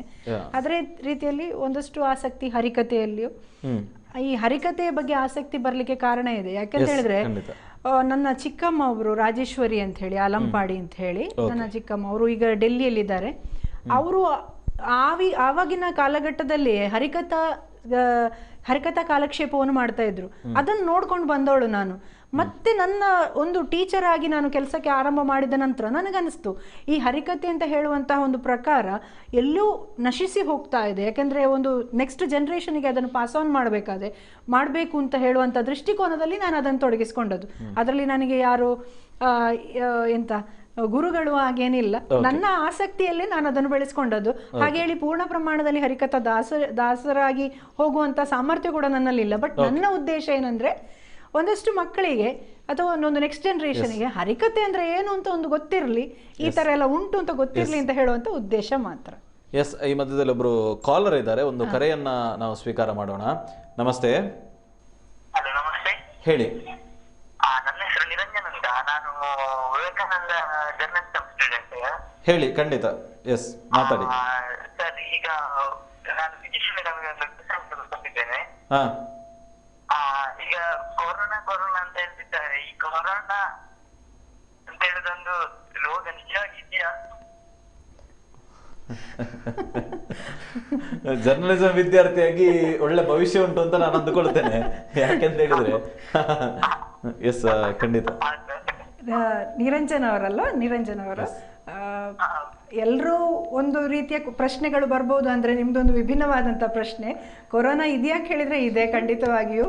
ನಾವೆಲ್ಲ ಅದನ್ನು ಆ ಒಂದು ಪರಿಸ್ಥಿತಿಯನ್ನು ಎಲ್ಲ ನಾವು ಸುತ್ತಮುತ್ತಲು ನೋಡ್ತಾ ಇದ್ದೇವೆ. ಯಾರು ಅದಕ್ಕೆ ಸಂಬಂಧಪಟ್ಟವರು, ಈಗ ಉದಾಹರಣೆಗೆ ಡಾಕ್ಟರ್ಸ್ ಆಗಿರ್ಬೋದು, ಆರೋಗ್ಯ ಕಾರ್ಯಕರ್ತರಾಗಿರ್ಬೋದು, ಸೈಂಟಿಸ್ಟ್ಗಳಾಗಿರ್ಬೋದು, ಅದರ ಬಗ್ಗೆ ನಮಗೆ ತುಂಬ ಹೇಳ್ತಾ ಇದ್ದಾರೆ ಅದು ಇದೆ ಅಂತೇಳಿ. ಖಂಡಿತವಾಗಿಯೂ ಅದಿದೆ. ಆದ ಕಾರಣ ನಾವು ನಮ್ಮ ಜಾಗ್ರತೆಯನ್ನು ನಾವು ಮಾಡಿಕೊಂಡು ಅದನ್ನು ಎದುರಿಸಿ ಮುನ್ನುಗ್ಗುವಂಥ ಕೆಲಸವನ್ನು ಮಾಡೋಣ ಅಂತ ಮಾತ್ರ ನಾನು ನಿರಂಜನ್ ಅವರಿಗೆ ಹೇಳಲಿಕ್ಕೆ ಇಚ್ಛಪಡ್ತೇನೆ. ಎಸ್, ಅನೇಕರಿಗೆ ಈ ಪ್ರಶ್ನೆಗಳಿರ್ಬೋದು. ಆದರೆ ಇದೆಯಾ ಅಂತೇಳಿ ಟೆಸ್ಟ್ ಮಾಡ್ಲಿಕ್ಕೆ ಹೋಗಬೇಡಿ. ಯಾಕೆ ಅಂತ ಕೇಳಿದರೆ ನಾವು ಬೆಂಕಿಯನ್ನು ಮುಟ್ಟಿದ್ರೆ ಸುಡ್ತದ ಅಂತ ಕೇಳುವಾಗ ಆದೀತು. ಎಸ್, ಸ್ವಲ್ಪ ಕೇರ್ನ ಅವಶ್ಯಕತೆ ಖಂಡಿತವಾಗಿಯೂ ಈ ಸಂದರ್ಭದಲ್ಲಿ ಇರುವಂತಹದ್ದು. ಯಾಕೆಂತ ಹೇಳಿದ್ರೆ ಕೋವಿಡ್ನ ವ್ಯಾಪಕತೆಯನ್ನು ನಾವು ನೋಡ್ತಾ ಇದ್ರೆ ಬೆಂಗಳೂರಿನಲ್ಲಿ ನಡೆಯುತ್ತ ಒಂದಷ್ಟು ನಾವು ಕೆಲವು ದಿನಗಳಿಂದ ಒಂದಷ್ಟು ಪರಿಸ್ಥಿತಿಗಳನ್ನು ನೋಡ್ತಾ ಇದ್ರೆ, ಅಥವಾ ನಮ್ಮ ಮಂಗಳೂರಿನಲ್ಲಿ ನಿನ್ನೆ ದಿನ 5 ಡೆತ್ ಆಗಿದೆ, ಪಕ್ಕದ ಉಡುಪಿಯಲ್ಲಿ 5 ಡೆತ್ ಆಯಿತು. ಸೊ ಆ ಸಿವಿಯಾರಿಟಿಯನ್ನ ಹತ್ತಿರದಿಂದ ಕಂಡವನಿಗೆ ಹೌದು ಅದು ಏನು ಅಂತ ಗೊತ್ತಿರ್ತದೆ. ನಾವಿವತ್ತು ದಕ್ಷಿಣ ಕನ್ನಡ ಜಿಲ್ಲೆಯಲ್ಲಿ ಒಂದಷ್ಟು ಸೇಫ್ ಝೋನ್ ಹಾಗೆ ಹೇಳಿ ನಾವು ಸಂಪೂರ್ಣವಾಗಿ ನಾವು ಸೇಫ್ ಆಗಿದ್ದೇವೆ ಅಂತ ಹೇಳಿ ಅಕ್ಸೆಪ್ಟ್ ಮಾಡಿಕೊಳ್ಳುವ ಹಾಗಿಲ್ಲ. ಆದ್ರೆ ಇರುವ ಮಟ್ಟಿಗೆ ನಾವು ಸೇಫ್ ಆಗಿದ್ದೇವೆ. ಆದ್ರೆ ಅದನ್ನ ನಾವು ನೆಗ್ಲೆಕ್ಟ್ ಮಾಡ್ತಾ ಹೋದ್ರೆ ಖಂಡಿತವಾಗಿ ಈಗ ನಾವು ಏನು ಬೇರೆ ಬೇರೆ ಕಡೆಗಳಲ್ಲಿ ವಿಡಿಯೋಗಳಲ್ಲಿ ಒಂದಷ್ಟು ನರಳಾಡುವುದನ್ನೆಲ್ಲ ನೋಡ್ತಾ ಇದ್ದೇವೆ. ನಾಳೆ ದಿನ ನಾವು ಕೂಡ ಅದೇ ಪರಿಸ್ಥಿತಿಯಲ್ಲಿ ಇರಬೇಕಾದಂತ ಸ್ಥಿತಿಗತಿಗಳು ಬರಬಹುದು. ಸೊ ಜಾಗೃತಿ ಮುಖ್ಯ ಅಂತ ಹೇಳಿ ಹೇಳುವಂತದ್ದು ಮೇಡಮ್. ನನಗೆ ನೀವು ಹಾಗೆ ಹೇಳುವಾಗ ನನಗೆ ಅನಿಸುವಂಥದ್ದು ಒಂದು ನೆನಪಿಗೆ ಬಂತು ನನಗೆ. ಕಳೆದ ಲಾಕ್ಡೌನ್ ಟೈಮಲ್ಲಿ ನಮಗೆ ಈ ತರದ ಮಾನಸಿಕವಾಗಿ ನಾವು ಕುಗ್ಗುತ್ತಾ ಇರಲಿಲ್ಲ. ಏನೋ ಒಂದು ಲಾಕ್ಡೌನ್ ಅಂತೆ, ಕೊರೋನಾ ಅಂತೆ, ಹಾಗಂತೆ ಹೀಗಂತೆ ಒಂದು ಸ್ಪಷ್ಟತೆ ಆಗ ನಮ್ಗೆ ಯಾರಿಗೂ ಇರಲಿಲ್ಲ. ಏನಾಗ್ತದಪ್ಪ ಇದು ಅದರ ಸಿವಿಯಾರಿಟಿ ಅದರ ಎಂತದು ಸೀರಿಯಸ್ನೆಸ್ ಗೊತ್ತಿತ್ತು, ಆದ್ರೂ ಇಷ್ಟು ಪ್ರಮಾಣದಲ್ಲಿ ಅದು ಇರಲಿಲ್ಲ. ನಮ್ಮ ಪಕ್ಕದಲ್ಲಿ ಇಷ್ಟು ಪಕ್ಕದಲ್ಲಿ ಈಗ ನಾವು ದಿನ ಫೋನ್ ಕಾಲ್ ಬರುವಾಗ ಭಯ ಆಗುವಷ್ಟು ಒಂದು ಪರಿಸ್ಥಿತಿ ಈಗ ಇದೆ. ಈಗ ಈ ಲಾಕ್ಡೌನ್ ನಮ್ಮನ್ನು ತುಂಬಾ ಸ್ವಲ್ಪ ಮಾನಸಿಕವಾಗಿ ಕುಗ್ಗಿಸಿದೆ. ಆ ಸಂದರ್ಭದಲ್ಲಿ ನಾನು ಹೇಳೋದೆಷ್ಟೇ, ಮಾನಸಿಕವಾಗಿ ಕುಗ್ಗಿದಂತ ನಮ್ಮನ್ನು ನಾವು ಏನು ಈ ಧನಾತ್ಮಕತೆಯ ಕಡೆಗೆ ಕೊಂಡೊಯ್ಯಲಿಕ್ಕೆ ಒಂದಷ್ಟು ಜನರ ಜೊತೆಗೆ ಹೀಗೆ ಮಾತಾಡೋಣ, ನಮ್ಮ ಸುತ್ತಮುತ್ತಲಿರುವವರ ಜೊತೆಗೆ ಮಾತಾಡುವಂಥದ್ದು ಇರ್ಬೋದು, ಯಾರು ಫೋನ್ ಕಾಲ್ ಮಾಡಿ ವಿಚಾರ ಮಾಡುವಂಥದ್ದು, ನೀವು ಹೇಗಿದ್ದೀರಿ, ಚೆನ್ನಾಗಿದ್ದೀರಾ, ಕುಟುಂಬದವರ ಜೊತೆಗೆ ಮಾತಾಡುವಂಥದ್ದು, ಅವರಿಗೆ ಧೈರ್ಯ ತುಂಬುವಂಥದ್ದು. ಮತ್ತೆ ನಾವು ನಾನು ಹೇಳಿದೆಲ್ಲ ಬೇರೆ ಬೇರೆ ಚಟುವಟಿಕೆಗಳಲ್ಲಿ ಕಳೆದ ಲಾಕ್ಡೌನ್ ಅಲ್ಲಂತೂ ತುಂಬಾ ಬಂದಿತ್ತು. ಎಲ್ಲಾ ಕಲಾವಿದರು, ಎಲ್ಲಾ ಸಾಹಿತಿಗಳು ತುಂಬಾ ಯೂಟ್ಯೂಬ್ಗಳ ಮೂಲಕ ಕತೆಗಳಾಗಿರ್ಬೋದು ಹೊರಗೆ ಬಂದಿತ್ತು. ಆ ತರದ್ದು ಇನ್ನು ಈಗ ಬಂದ್ರೆ ಒಂದಷ್ಟು ನಮ್ಮ ಮೋಟಿವೇಶನ್ ಸಿಗಬಹುದು ಅಂತ. ಯಾಕಂದ್ರೆ ಎಲ್ಲರೂ ಕುಗ್ಗಿದ್ದಾರೆ ಈಗ, ಯಾರು ಈಗ ನೋಡಿ ತುಂಬಾ ಏನು ಬರ್ತಾ ಇಲ್ಲ. ಯಾಕೆ ಕಾರಣ ಇರ್ಬೋದು ಅಂತ ಹೇಳಿದ್ರೆ ಎಲ್ಲರೂ ಮಾನಸಿಕವಾಗಿ ಒಂದು ಏನೋ ಒಂಥರ ಭಯ, ಖಿನ್ನತೆ ಏನೋ ಒಂದು ತರ ಇದ್ದಾರೆ. ಆ ಸಂದರ್ಭದಲ್ಲಿ ಅವರು ಇನ್ನೂ ಪುನಃ ಪ್ರಯೋಗ ಮಾಡಿದ್ರೆ ಚೆನ್ನಾಗಿರ್ಬೋದು ಅಂತ ನನ್ಗನಿಸ್ತದೆ. ಒಂದಷ್ಟು ಮೋಟಿವೇಶನ್ ನಮ್ಮ ಏನು ಕುಗ್ಗಿದವರಿಗೆ ಸಿಗಬಹುದು ಅಂತ ನೀವು ಹೇಳುವಾಗ ನನಗೊಂದು ಇನ್ನೊಂದು ಮುಖ್ಯವಾದ ವಿಚಾರ ನೆನಪಿಗೆ ಬಂತು. ಇವತ್ತು ನಾನೊಬ್ರು ವೈದ್ಯರ ಹತ್ರ ಮಾತಾಡ್ತಾ ಇದ್ದೆ, ಒಬ್ರು ಆಯುರ್ವೇದ ಪ್ರತಿಷ್ಠಿತ ತಜ್ಞ ವೈದ್ಯರ ಹತ್ರ ನಾನು ಮಾತಾಡ್ತಾ ಇದ್ದೆ ರಾಜ್ಯದ. ಸೊ ಅವ್ರ ಹತ್ರ ಮಾತಾಡ್ತಾ ಇರುವಾಗ ಅವರೊಂದು ಮಾತನ್ನ ಹೇಳಿದ್ರು. ಸಹಜವಾಗಿ ನಾನು ಕೇಳಿದೆ, ನಿಮ್ಮ ಪ್ರಕಾರ 2ನೇ ಅಲೆ ಇಷ್ಟು ವ್ಯಾಪಕತೆ ಯಾಕಿದೆ ಅಂತ. ಆಗ ಅವ್ರು ಹೇಳಿದ್ರು, ಕಳೆದ ಬಾರಿ ಏನು ಕೋವಿಡ್ ಬಂದಿದ್ದಂತ ಸಂದರ್ಭದಲ್ಲಿ ಆಯುರ್ವೇದದ ಕಡೆಗೆ ಹೆಚ್ಚಿನ ಒಲವನ್ನ ಕೊಟ್ಟಿತ್ತು ಸ್ವತಃ ಸರ್ಕಾರವೇ. ಆಯುಷ್ಪಾತ ಅನ್ನುವಂತ ಒಂದು 4 ಮಿಕ್ಸರ್ ಏನು ಮಾಡಿ ಇಡೀ ಎಲ್ರಿಗೂ ಕೂಡ ಡಿಸ್ಟ್ರಿಬ್ಯೂಷನ್ ಮಾಡುವಂತ ಕೆಲಸವನ್ನ ಸರ್ಕಾರ ಮಾಡಿತ್ತು. ಆದ್ರೆ ಈ ಬಾರಿ ನಾವು ಆಯುರ್ವೇದವನ್ನ ಬಿಟ್ಟು ಖಾಲಿ ವೆಂಟಿಲೇಟರ್ ಮತ್ತು ಆಕ್ಸಿಜನ್ ಅನ್ನೇ ಗಮನ ಕೊಡ್ತಾ ಇದ್ದೇವೆ. ಅಂದ್ರೆ ಅಷ್ಟು ಸಿವಿಯಾರಿಟಿಗೆ ಹೋಗುವಲ್ಲಿವರೆಗೆ ನಾವು ಕಾಯ್ತಾ ಇದ್ದೇವೆ. ನಾವು ಬರದ ಹಾಗೆ ಪ್ರಿವೆನ್ಷನ್ ಅನ್ನ ತುಂಬಾ ಕಡಿಮೆ ಮಾಡಿಕೊಂಡಿದ್ದೇವೆ. ಖಾಲಿ ಮಾಸ್ಕ್ ಹಾಕುವುದನ್ನು ಅಥವಾ ಸ್ಯಾನಿಟೈಸರ್ ಯೂಸ್ ಮಾಡುವುದನ್ನು ಅಥವಾ ಇದನ್ನೇ ಮಾಡ್ತಾ ಇದ್ದೇವೆ. ಒಂದ್ ಸ್ವಲ್ಪ ಆಯುರ್ವೇದದ ಕಡೆಗೆ ಯೋಚನೆ ಮಾಡಬೇಕು, ಒಂದಷ್ಟು ಮಾಧ್ಯಮದಲ್ಲಿ ಸಾಧ್ಯ ಆದ್ರೆ ಹೇಳ್ಬಹುದಾ ಅಂತೇಳಿ ಅವರು ಹೇಳಿಕೊಂಡಿದ್ರು. ಖಂಡಿತ ಇದು ಸಂದರ್ಭ ಅಂತ ಅಂದುಕೊಂಡು ನಾನು ಅದನ್ನ ಉಲ್ಲೇಖ ಮಾಡ್ತಾ ಇರುವಂತ. ನನಗೆ ಆ ವಿಚಾರವಾಗಿ ನಾನು ಸ್ಪಷ್ಟವಾಗಿ ನಮ್ಗೆ ಹೇಳ್ಕೊಳ್ಳುವಷ್ಟು ಮಾಹಿತಿ ಇಲ್ಲ. ಆದ್ರೆ ನಾನು ಒಬ್ಬ ಒಂದು ತಾಯಿ ಆಗಿರ್ಬೋದು, ಶಿಕ್ಷಕಿಯಾಗಿ ಆಗಿರ್ಬೋದು, ಒಂದು ಕಲಾವಿದೆ ಆಗಿರೋ ಒಂದು ಅವೇರ್ನೆಸ್ ಹೇಗೆ ಕೊಡ್ಬೋದು ಅಂತ ಹೇಳಿದ್ರೆ, ಇಮ್ಯುನಿಟಿಯನ್ನು ಚೆನ್ನಾಗಿ ನೋಡ್ಕೊಳ್ಳಿ ಅಂತ, ಡೆವಲಪ್ ಮಾಡ್ಕೊಳ್ಳಿ ಅಂತ. ಅದಕ್ಕೆ ಬೇಕಾದಂತಹ ವ್ಯವಸ್ಥೆಗಳು ನಮ್ಮಲ್ಲಿ ಸಾಮಾಜಿಕ ಜಾಲತಾಣದಲ್ಲಿ ಬೇಕಾದಷ್ಟಿದೆ. ಎಲ್ಲವನ್ನು ನಂಬಲಿಕ್ಕೆ ಆಗೋದಿಲ್ಲ. ಆದ್ರೂ ಕೆಲವು ಏನು ಡಾಕ್ಟರ್ಸೇ ಹೇಳಿದಂತಹ ಮಾಹಿತಿಗಳು, ನಮಗೆ ಸತ್ಯ ಅಂತ ಅನಿಸಿಕೊಂಡಂತಹ ಮಾಹಿತಿಗಳನ್ನು ನಾವು ಫಾಲೋ ಮಾಡಬಹುದು. ಈ ಕಷಾಯಗಳಿರ್ಬೋದು ಅಥವಾ ನಾವು ತೆಗೆದುಕೊಳ್ಳುವ ಆಯುಷ್ವಾತದಂತದ್ದನ್ನು ಸರ್ಕಾರವೇ ಅಪ್ರೂವ್ ಮಾಡಿ ಆಯುಷ್ ಇಲಾಖೆ ಕೊಡ್ತಾ ಇರೋದು. ಖಂಡಿತ ಅಂತದ್ದನ್ನೆಲ್ಲ. ಮತ್ತೆ ಆಹಾರದಲ್ಲೂ ಅಷ್ಟೇ, ಯಾವುದನ್ನು ತಗೊಳ್ಬಾರ್ದು ಅಂತ ಹೇಳುವಂಥದ್ದನ್ನು ಸ್ವಲ್ಪ ಗಮನ ಹರಿಸಿದ್ರೆ ಖಂಡಿತವಾಗಿಯೂ ಒಂದು ಇಮ್ಯುನಿಟಿ ನಮ್ಮಲ್ಲೇ ಬೆಳಿಬಹುದು ಅಂತಾನೆ ನನಗನ್ನಿಸ್ತದೆ. ಮತ್ತು ಬೇಕಾದ್ದು ಮಾನಸಿಕವಾದಂತಹ ಧೈರ್ಯ, ಗಟ್ಟಿತನ. ಅದು ಈ ಆಹಾರದ ಜೊತೆಗೆ ಅದು ಇಲ್ಲದಿದ್ರೆ ಏನು ಮಾಡ್ಲಿಕ್ಕೆ ಆಗುದಿಲ್ಲ. ಆಹಾರ ಆಗ್ಲಿ, ಅದು ಯೋಗ ಮಾಡೋದಾಗ್ಲಿ ಅಥವಾ ಎಕ್ಸಸೈಸ್ ಮಾಡೋದಾಗ್ಲಿ, ಏನು ಮಾಡೋದಾಗ್ಲಿ, ಅದರ ಜೊತೆಗೆ ನಾವು ಮಾನಸಿಕವಾಗಿ ಗಟ್ಟಿ ಆಗಬೇಕು. ಅಂದ್ರೆ ಈ ಪರಿಸ್ಥಿತಿಯನ್ನು ನಾನು ಎದುರಿಸಿ ಬರ್ತೇವೆ, ನಾವು ಮಾಮೂಲಿಯಾಗಿ ಜೀವನ ಮಾಡ್ತೇವೆ ಅಂತ ಹೇಳುವಂತ ಒಂದು ಇದು ನಿರ್ಮಾಣ ಆಗಬೇಕು ಅಂತ ಹೇಳಿ ನನ್ನ ಆಸೆ. ಎಸ್, ಖಂಡಿತ ಮೇಡಮ್. ಇನ್ನು ಅನೇಕ ವಿಚಾರಗಳನ್ನ ಮಾತಾಡಬೇಕು ಮತ್ತು 1-2 ಹಾಡುಗಳನ್ನು ಕೂಡ ನಿಮ್ಮ ಬಾಯಿಂದ ನಾವು ಕೇಳಬೇಕು. ಅದಕ್ಕಿಂತ ಮೊದಲು ಒಂದು ವಿರಾಮ ತೆಗೆದುಕೊಳ್ಳುವ ಹೊತ್ತಾಗಿದೆ. ಒಂದು ಸಣ್ಣ ವಿರಾಮದ ಬಳಿಕ ಕಾರ್ಯಕ್ರಮ ಮುಂದುವರಿಯುತ್ತದೆ. ಒಂದು ಸಣ್ಣ ವಿರಾಮ.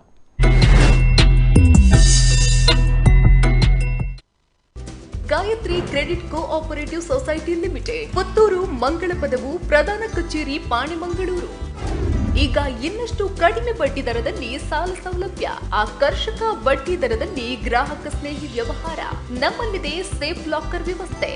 ಅಧ್ಯಕ್ಷರು ಶ್ರೀ ಅಡ್ಯಯಿ ವಿಷ್ಣು ಭಟ್. ಹೆಚ್ಚಿನ ಮಾಹಿತಿಗಾಗಿ ಸಂಪರ್ಕಿಸಿ ಶರಾವತಿ ರವಿನಾರಾಯಣ್, ನಿರ್ದೇಶಕರು ಸಲಹಾ ಸಮಿತಿಯ ಸಂಚಾಲಕರು. 9844193255. 1ನೇ ಮಹಡಿ ಮುಳಿಯಾ ನೆಸ್ಟ್ ವಾಣಿಜ್ಯ ಸಂಕೀರ್ಣ, ಪುತ್ತೂರು, ದಕ್ಷಿಣ ಕನ್ನಡ. 574201 08251231305.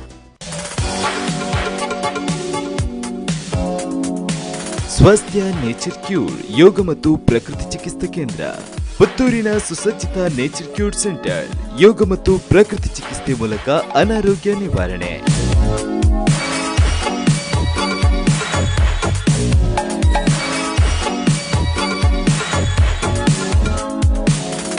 ಗಂಟು ನೋವು, ಬೆನ್ನು ನೋವು, ಮಧುಮೇಹ, ಅಧಿಕ ರಕ್ತದೊತ್ತಡಕ್ಕೆ ಹೇಳಿ ಗುಡ್ ಬೈ. ಉಬ್ಬಸ ಹೀಗೆ ಇನ್ನಿತರ ಆರೋಗ್ಯ ಸಂಬಂಧಿ ಕಾಯಿಲೆಗೆ ಶೀಘ್ರ ಪರಿಹಾರ. ಎಂದೇ ಭೇಟಿ ನೀಡಿ ಸ್ವಾಸ್ಥ್ಯ ನೇಚರ್ ಕ್ಯೂರ್, ಹಿರಣ್ಯ ಕಾಂಪ್ಲೆಕ್ಸ್, ಬಳ್ವಾರು, ಮುಖ್ಯ ರಸ್ತೆ, ಪುತ್ತೂರು. ಸಂಪರ್ಕಿಸಿ 8196915577.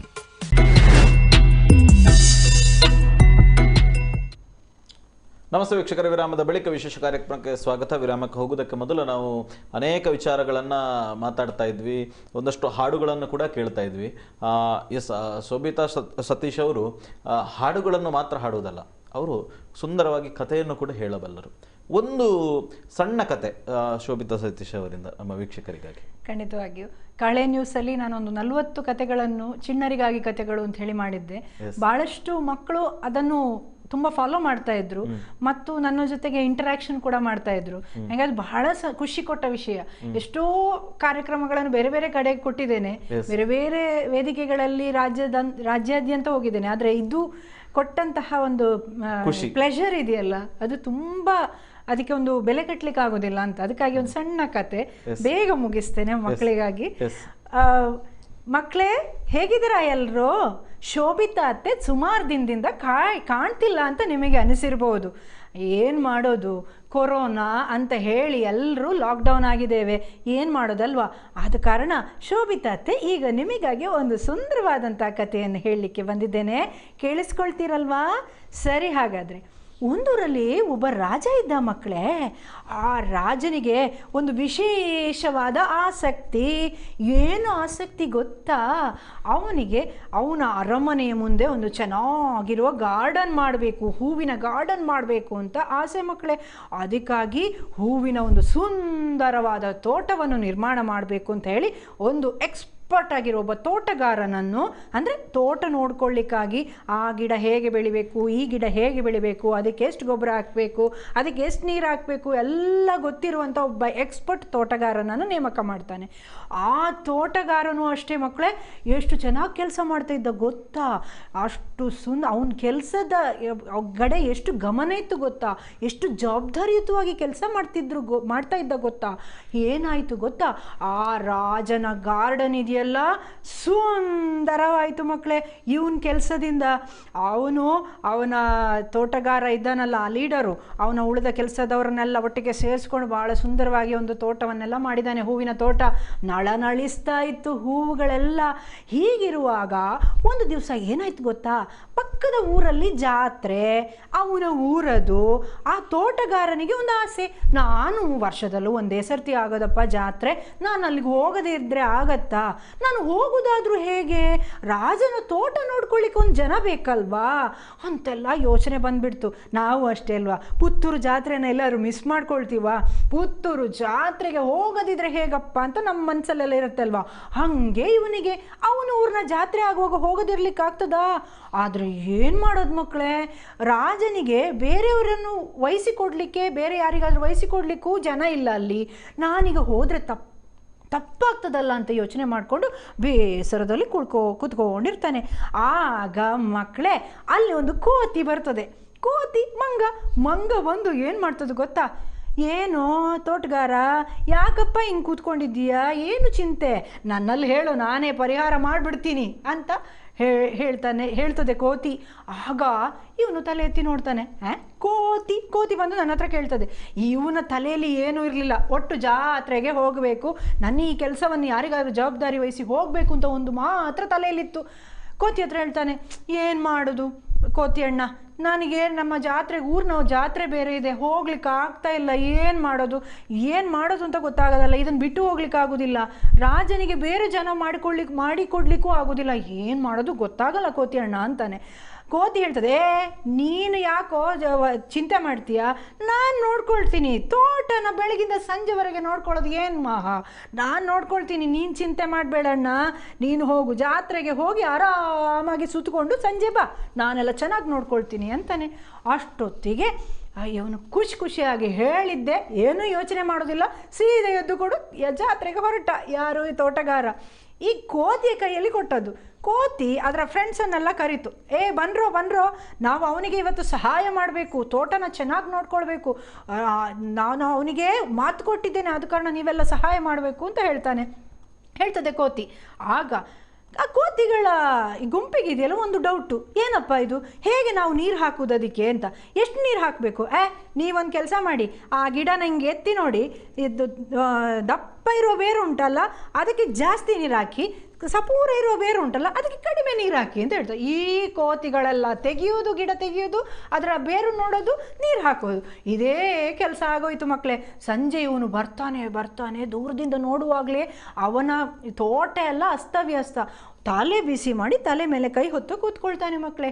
ನೋಡಿ ಮಕ್ಕಳೇ, ನಮಗೆ ಕೊಟ್ಟ ಜವಾಬ್ದಾರಿಯನ್ನು ನಾವೇ ಯಶಸ್ವಿಯಾಗಿ ನಿರ್ವಹಿಸ್ಕೊಂಡು ಹೋಗಬೇಕು. ಆದರೂ ನಮ್ಮ ಜವಾಬ್ದಾರಿಯನ್ನು ಇನ್ನೊಬ್ಬರಿಗೆ ನಾವು ಕೊಡ್ತೇವೆ ಅಂತಾದರೂ ಕೂಡ ಕೊಡುವಾಗ ನಾವು ಸ್ವಲ್ಪ ಯೋಚನೆ ಮಾಡಬೇಕು. ನನ್ನ ಒಂದು ಕೆಲಸ ಆದರೆ ಸಾಕಪ್ಪ ಅಂತ ನಾವು ಮಾಡಬಾರ್ದು, ಹೌದಾ ಅಲ್ವಾ? ಇಲ್ದಿದ್ರೆ ಈ ತೋಟಗಾರನ ಹಾಗೆ ಆಗ್ತದೆ. ಅಷ್ಟು ಸಮಯ ಕಷ್ಟಪಟ್ಟದ್ದು ಎಲ್ಲವೂ ಹೋಯ್ತಲ್ಲ ಮಕ್ಕಳೇ. ಮನೇಲಿ ನೀವು ಕೂಡ ಅಷ್ಟೇ, ಅಮ್ಮ ಹೇಳ್ತಾಳೆ ಗ್ಲಾಸ್ ತಗೊಂಡೋಗಿ ಒಳಗಿಡು ಮಗ, ಅಣ್ಣ ನೀನು ಗ್ಲಾಸ್ ತಗೊಂಡೋಗಿ ಒಳಗಿಡ್ತೀಯ ಅಣ್ಣ ಅಂತ ಮಾಡಬಾರ್ದು. ಅಥವಾ ನೀನು ಅಮ್ಮನೋ ಅಪ್ಪನೋ ಏನೋ ಒಂದು ಕೆಲಸ ಹೇಳ್ತಾರೆ ಅಥವಾ ಓದು ಅಂತ ಹೇಳ್ತಾರೆ, ಆಗ ನಾವೆಲ್ಲ ಜವಾಬ್ದಾರಿಯಿಂದ ಮಾಡಬೇಕು, ಹೌದಲ್ಲ ಮಕ್ಕಳೇ? ನೀವೆಲ್ಲ ಒಳ್ಳೆ ಮಕ್ಕಳಲ್ವಾ? ಈ ಸಮಯದಲ್ಲಿ ಎಲ್ಲರೂ ಮನೇಲಿದ್ದೀರಾ, ಎಲ್ರಿಗೂ ಶಾಲೆಗೆ ಹೋಗ್ಲಿಕ್ಕೆ ಆಗ್ತಾ ಇಲ್ಲ ಅಂತ ಚಿಂತೆ ಮಾಡಬೇಡಿ. ನೀವೆಲ್ಲ ಏನು ಮಾಡಬೇಕು, ಚೆನ್ನಾಗಿ ಓದಿ, ಏನು ಆನ್ಲೈನ್ ಕ್ಲಾಸಸ್ಸಲ್ಲಿ ಟೀಚರ್ಸ್ ಹೇಳ್ತಾರೆ ಅದನ್ನೆಲ್ಲ ಕೇಳಿಕೊಂಡು ಚೆನ್ನಾಗಿ ಓದ್ಕೊಂಡು ಅಪ್ಪ ಅಮ್ಮನಿಗೆ ಏನೋ ಒಳ್ಳೆ ರೀತಿಯಲ್ಲಿ ಸಹಾಯ ಮಾಡ್ಕೊಂಡಿರಬೇಕು. ಆಯ್ತಲ್ಲ ಮಕ್ಕಳೇ? ಚೆನ್ನಾಗಿತ್ತ ಕತೆ? ಹಾಗಾದರೆ ನಾನು ಇಲ್ಲಿಗೆ ಈ ಕಥೆಯನ್ನು ನಿಲ್ಲಿಸ್ತೇನೆ. ನಮಸ್ಕಾರ. ಎಸ್, ಖಂಡಿತ ಮೇಡಮ್. ನಾನಾಗಲೇ ಉಲ್ಲೇಖ ಮಾಡಿದ ಹಾಗೆ ಹಳೆ ನ್ಯೂಸ್ನ ಮೂಲಕ ನಿಮ್ಮ ಕತೆಗಳ ಎಪಿಸೋಡ್ ಮಕ್ಕಳಿಗೆ ತುಂಬ ಪ್ರೇರಣೆ ಕೊಟ್ಟಿತ್ತು. ಸಾಧ್ಯ ಆದರೆ ಈ ಲಾಕ್ಡೌನ್ನಲ್ಲೂ ಕೂಡ ಅದನ್ನು ಮತ್ತೆ ಮುಂದುವರಿಸಬೇಕು ಅಂತೇಳಿ ನಮ್ಮ ವಾಹಿನಿಯ ಮತ್ತು ವೀಕ್ಷಕರ ಪರವಾಗಿ ನಾವು ನಿಮ್ಮ ಹತ್ರ ವಿನಂತಿಸಿಕೊಳ್ಳುತ್ತಾ ಕಾರ್ಯಕ್ರಮವನ್ನು ಮುಂದುವರಿಸ್ತಾ ಅನೇಕ ಹೊತ್ತುಗಳಿಂದ ನಾವು ಬೇರೆ ಬೇರೆ ವಿಚಾರಗಳನ್ನು ಚರ್ಚೆ ಮಾಡ್ತಾ ಬಂದ್ವಿ. ಕಾರ್ಯಕ್ರಮ ಇನ್ನು ಕೆಲವೇ ನಿಮಿಷಗಳಲ್ಲಿ ಮುಗಿಯುತ್ತದೆ. ಮುಗಿಯುವುದಕ್ಕೆ ಮೊದಲೇ ಒಂದು ಹಾಡನ್ನು ಕೇಳೋದಾದರೆ ಮೇಡಮ್, ಯಾವುದನ್ನು?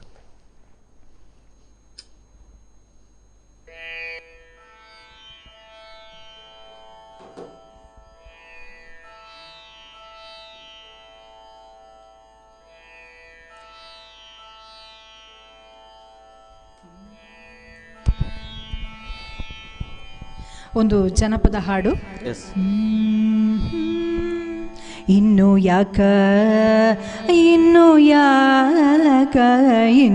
ಯಾಕ ಬರಲಿಲ್ಲವ್ವ ಹುಬ್ಬಳ್ಳಿಯವ, ವಾರದಾಗ 3 ಸರ್ತಿ ಬಂದು ಹೋಗವ. ಇನ್ನು ಯಾಕ ಬರಲಿಲ್ಲವ್ವ ಹುಬ್ಬಳ್ಳಿಯವ, ವಾರದಾಗ 3 ಸರ್ತಿ ಬಂದು ಹೋಗವ. ಬಾರಿ ಜರ್ದ ಬಾರಿ ರುಮಾಲ ಸುತ್ತಿಕೊಂಡವ, ತುಂಬು ಮೀಸೆ ತಿಡಿಕೋತ ಹುಬ್ಬ ಹಾರ್ಸ್ಯವ. ಬಾರಿ ಜರ್ದ ಬಾರಿ ರುಮಾಲ ಸುತ್ತಿಕೊಂಡವ, ತುಂಬು ಮೀಸೆ ಸೇದಿಡಿಕೋತ ಹುಬ್ಬ ಹಾರ್ಸ್ಯಾವ ಮಾತು ಮಾತಿಗೆ ನಕ್ಕು ನಗಿಸಿ ಆಡಿಸ್ಯಾಡವ ಮಾತು ಮಾತಿಗೆ ನಕ್ಕು ನಗಿಸಿ ಆಡಿಸ್ಯಾಡವ ಏನೋ ಅಂದ್ರ ಏನೋ ಕಟ್ಟಿ ಹಾಡ ಹಾಡವ ಏನೋ ಅಂದ್ರ ಏನೋ ಕಟ್ಟಿ ಹಾಡ ಹಾಡವ ಇನ್ನು ಯಾಕ ಇನ್ನು ಯಾಕ ಇನ್ನು ಯಾಕ ಬರಲಿಲ್ಲವ್ವ ಹುಬ್ಬಳ್ಳಿಯವ ವಾರದಾಗ 3 ಸರ್ತಿ ಬಂದು ಹೋಗವ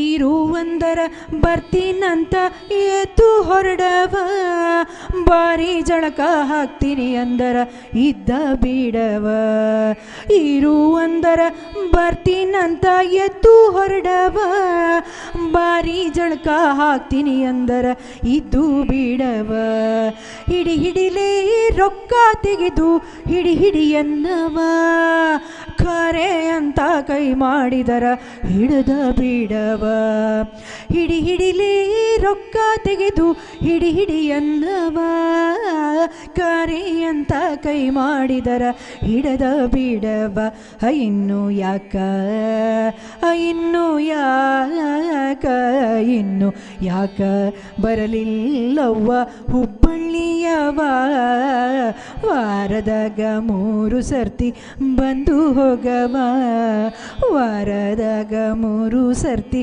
ಬಂದು ಹೋಗವ ವಾರದಾಗ 3 ಸರ್ತಿ ಬಂದು ಹೋಗವ. ಎಸ್ ಮೇಡಮ್,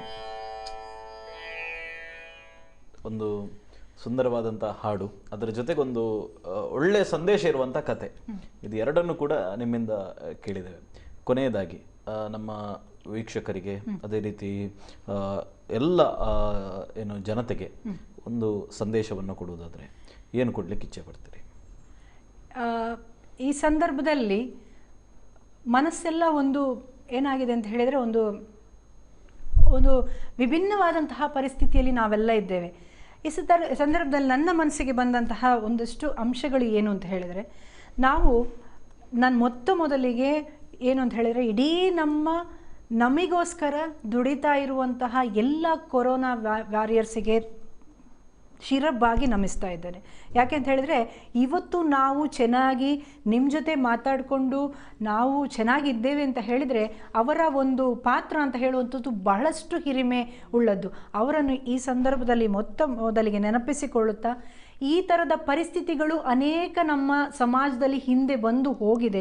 ಅಂತಹ ಪರಿಸ್ಥಿತಿಯನ್ನು ನಮ್ಮ ಎಲ್ಲ ಹಿರಿಯರು ಅವರ ಆದರ್ಶಗಳಿಂದ, ಅವರ ಪ್ರೀತಿಯಿಂದ, ಅವರ ವಿಶ್ವಾಸದಿಂದ, ಅವರ ಆತ್ಮವಿಶ್ವಾಸದಿಂದ ಗೆದ್ದು ಬಂದಿದ್ದಾರೆ. ನಾವು ಕೂಡ ಖಂಡಿತವಾಗಿಯೂ ಇಂತಹ ಒಂದು ಪರಿಸ್ಥಿತಿಯಿಂದ ಖಂಡಿತವಾಗಿ ಹೊರಗೆ ಬಂದು ಎಲ್ಲರೂ ಕೂಡ ಬಹಳಷ್ಟು ಖುಷಿಯಿಂದ ನಾವು ಜೀವನ ಮಾಡ್ತೀವಿ ಅಂತ ಹೇಳುವಂತಹ ಒಂದು ಭರವಸೆಯ ಮಾತಿನೊಂದಿಗೆ ಎಲ್ಲರೂ ಪರಸ್ಪರ ಪ್ರೀತಿ ವಿಶ್ವಾಸದಿಂದ ನಾವು ಈ ಏನು ನಮ್ಮ ಸಿಚುವೇಶನ್ ಇದೆಯೋ, ಲಾಕ್ಡೌನ್ನ ಪೀರಿಯಡ್, ಪ್ರೀತಿ ವಿಶ್ವಾಸ, ಒಂದಷ್ಟು ಪರಸ್ಪರ ಸಹಾಯ ಮಾಡುವಂಥದ್ದು, ಮಾನಸಿಕವಾಗಿ ಸ್ಥೈರ್ಯ ತುಂಬುವಂತಹ ಕೆಲಸಗಳನ್ನು ನೀವು ಎಲ್ಲರೂ ಮಾಡೋಣ ಅಂತ ಹೇಳುತ್ತಾ, ಒಳ್ಳೆಯ ಒಂದು ಕಾರ್ಯಕ್ರಮ ಪಾಸಿಟಿವ್ ಟಾಕ್ ಯಾವತ್ತೂ ಕೂಡ ಮನುಷ್ಯನಿಗೆ ಏನು ಕೆಲಸ ಮಾಡಿದರೂ ಕೂಡ ನೀನು ಚೆನ್ನಾಗಿ ಮಾಡಿದೀಯಾ ಅಂತ ಹೇಳಿದ ಕೂಡಲೇ ಒಂಥರ ಖುಷಿ ಆಗುತ್ತೆ ಮತ್ತು ಅದು ಕೆಲಸಕ್ಕೆ ಒಂದು ಪ್ರೇರಣೆ ಆಗುತ್ತೆ. ಆ ನಿಟ್ಟಿನಲ್ಲಿ ಒಂದು ಕಾರ್ಯಕ್ರಮವನ್ನು ಸರಣಿಯಾಗಿ ಹಮ್ಮಿಕೊಂಡು ಬಂದಿದ್ದೀರಾ. ನಿಮಗೂ ಕೂಡ ಅಭಿನಂದನೆಗಳನ್ನು ಸಲ್ಲಿಸ್ತಾ ಇದ್ದೇನೆ. ಮತ್ತು ನನಗೆ ಈ ಒಂದಷ್ಟು ನನ್ನ ಮನಸ್ಸಿನಲ್ಲಿರುವಂತಹ ಮಾತುಗಳನ್ನು ಹಂಚಿಕೊಳ್ಳಿಕ್ಕೆ, ನನ್ನ ಅನುಭವದಲ್ಲಿ ನನಗೆ ಅನಿಸಿದಂಥ ಮಾತುಗಳನ್ನು ಹಂಚಿಕೊಳ್ಳಿಕ್ಕೆ ಅವಕಾಶ ಕೊಟ್ಟಿದ್ದಕ್ಕಾಗಿ ವಂದನೆಗಳನ್ನು ಕೂಡ ಸಲ್ಲಿಸ್ತಾ ಇದ್ದೇನೆ. ಎಸ್ ಮೇಡಮ್, ಇಷ್ಟು ಹೊತ್ತುಗಳ ಕಾಲ ನಮ್ಮ ಸ್ಟುಡಿಯೋಕ್ಕೆ ಬಂದು ನಿಮ್ಮ ಮನದಾಳದ ಮಾತುಗಳನ್ನು ಆಡಿ ಹಾಡುಗಳನ್ನು ಕೂಡ ಹಾಡಿದ್ದಕ್ಕಾಗಿ ನಿಮಗೆ ಕಹಳೆ ನ್ಯೂಸ್ ವತಿಯಿಂದ ಧನ್ಯವಾದಗಳು. ನಮಸ್ಕಾರ. ಎಸ್ ವೀಕ್ಷಕರೇ, ನೋಡಿದಿರಲ್ಲ, ಶೋಭಿತಾ ಮೇಡಮ್ ಅವರು ಅವರ ಮಾತುಗಳ ಮೂಲಕ, ಅವರ ಹಾಡುಗಳ ಮೂಲಕ, ಅವರ ಕಥೆಯ ಮೂಲಕ ಒಂದು ರೀತಿಯಲ್ಲಿ ಮೋಟಿವೇಶನ್, ಒಂದು ರೀತಿಯಲ್ಲಿ ನಮ್ಮನ್ನೆಲ್ಲರನ್ನ ಪ್ರೇರೇಪಣೆ ಮಾಡ್ತಾ ಯಾವ ರೀತಿಯಾಗಿ ನಾವು ಇರಬೇಕು ಅನ್ನೋದನ್ನು ಅವರು ಹೇಳಿದರು.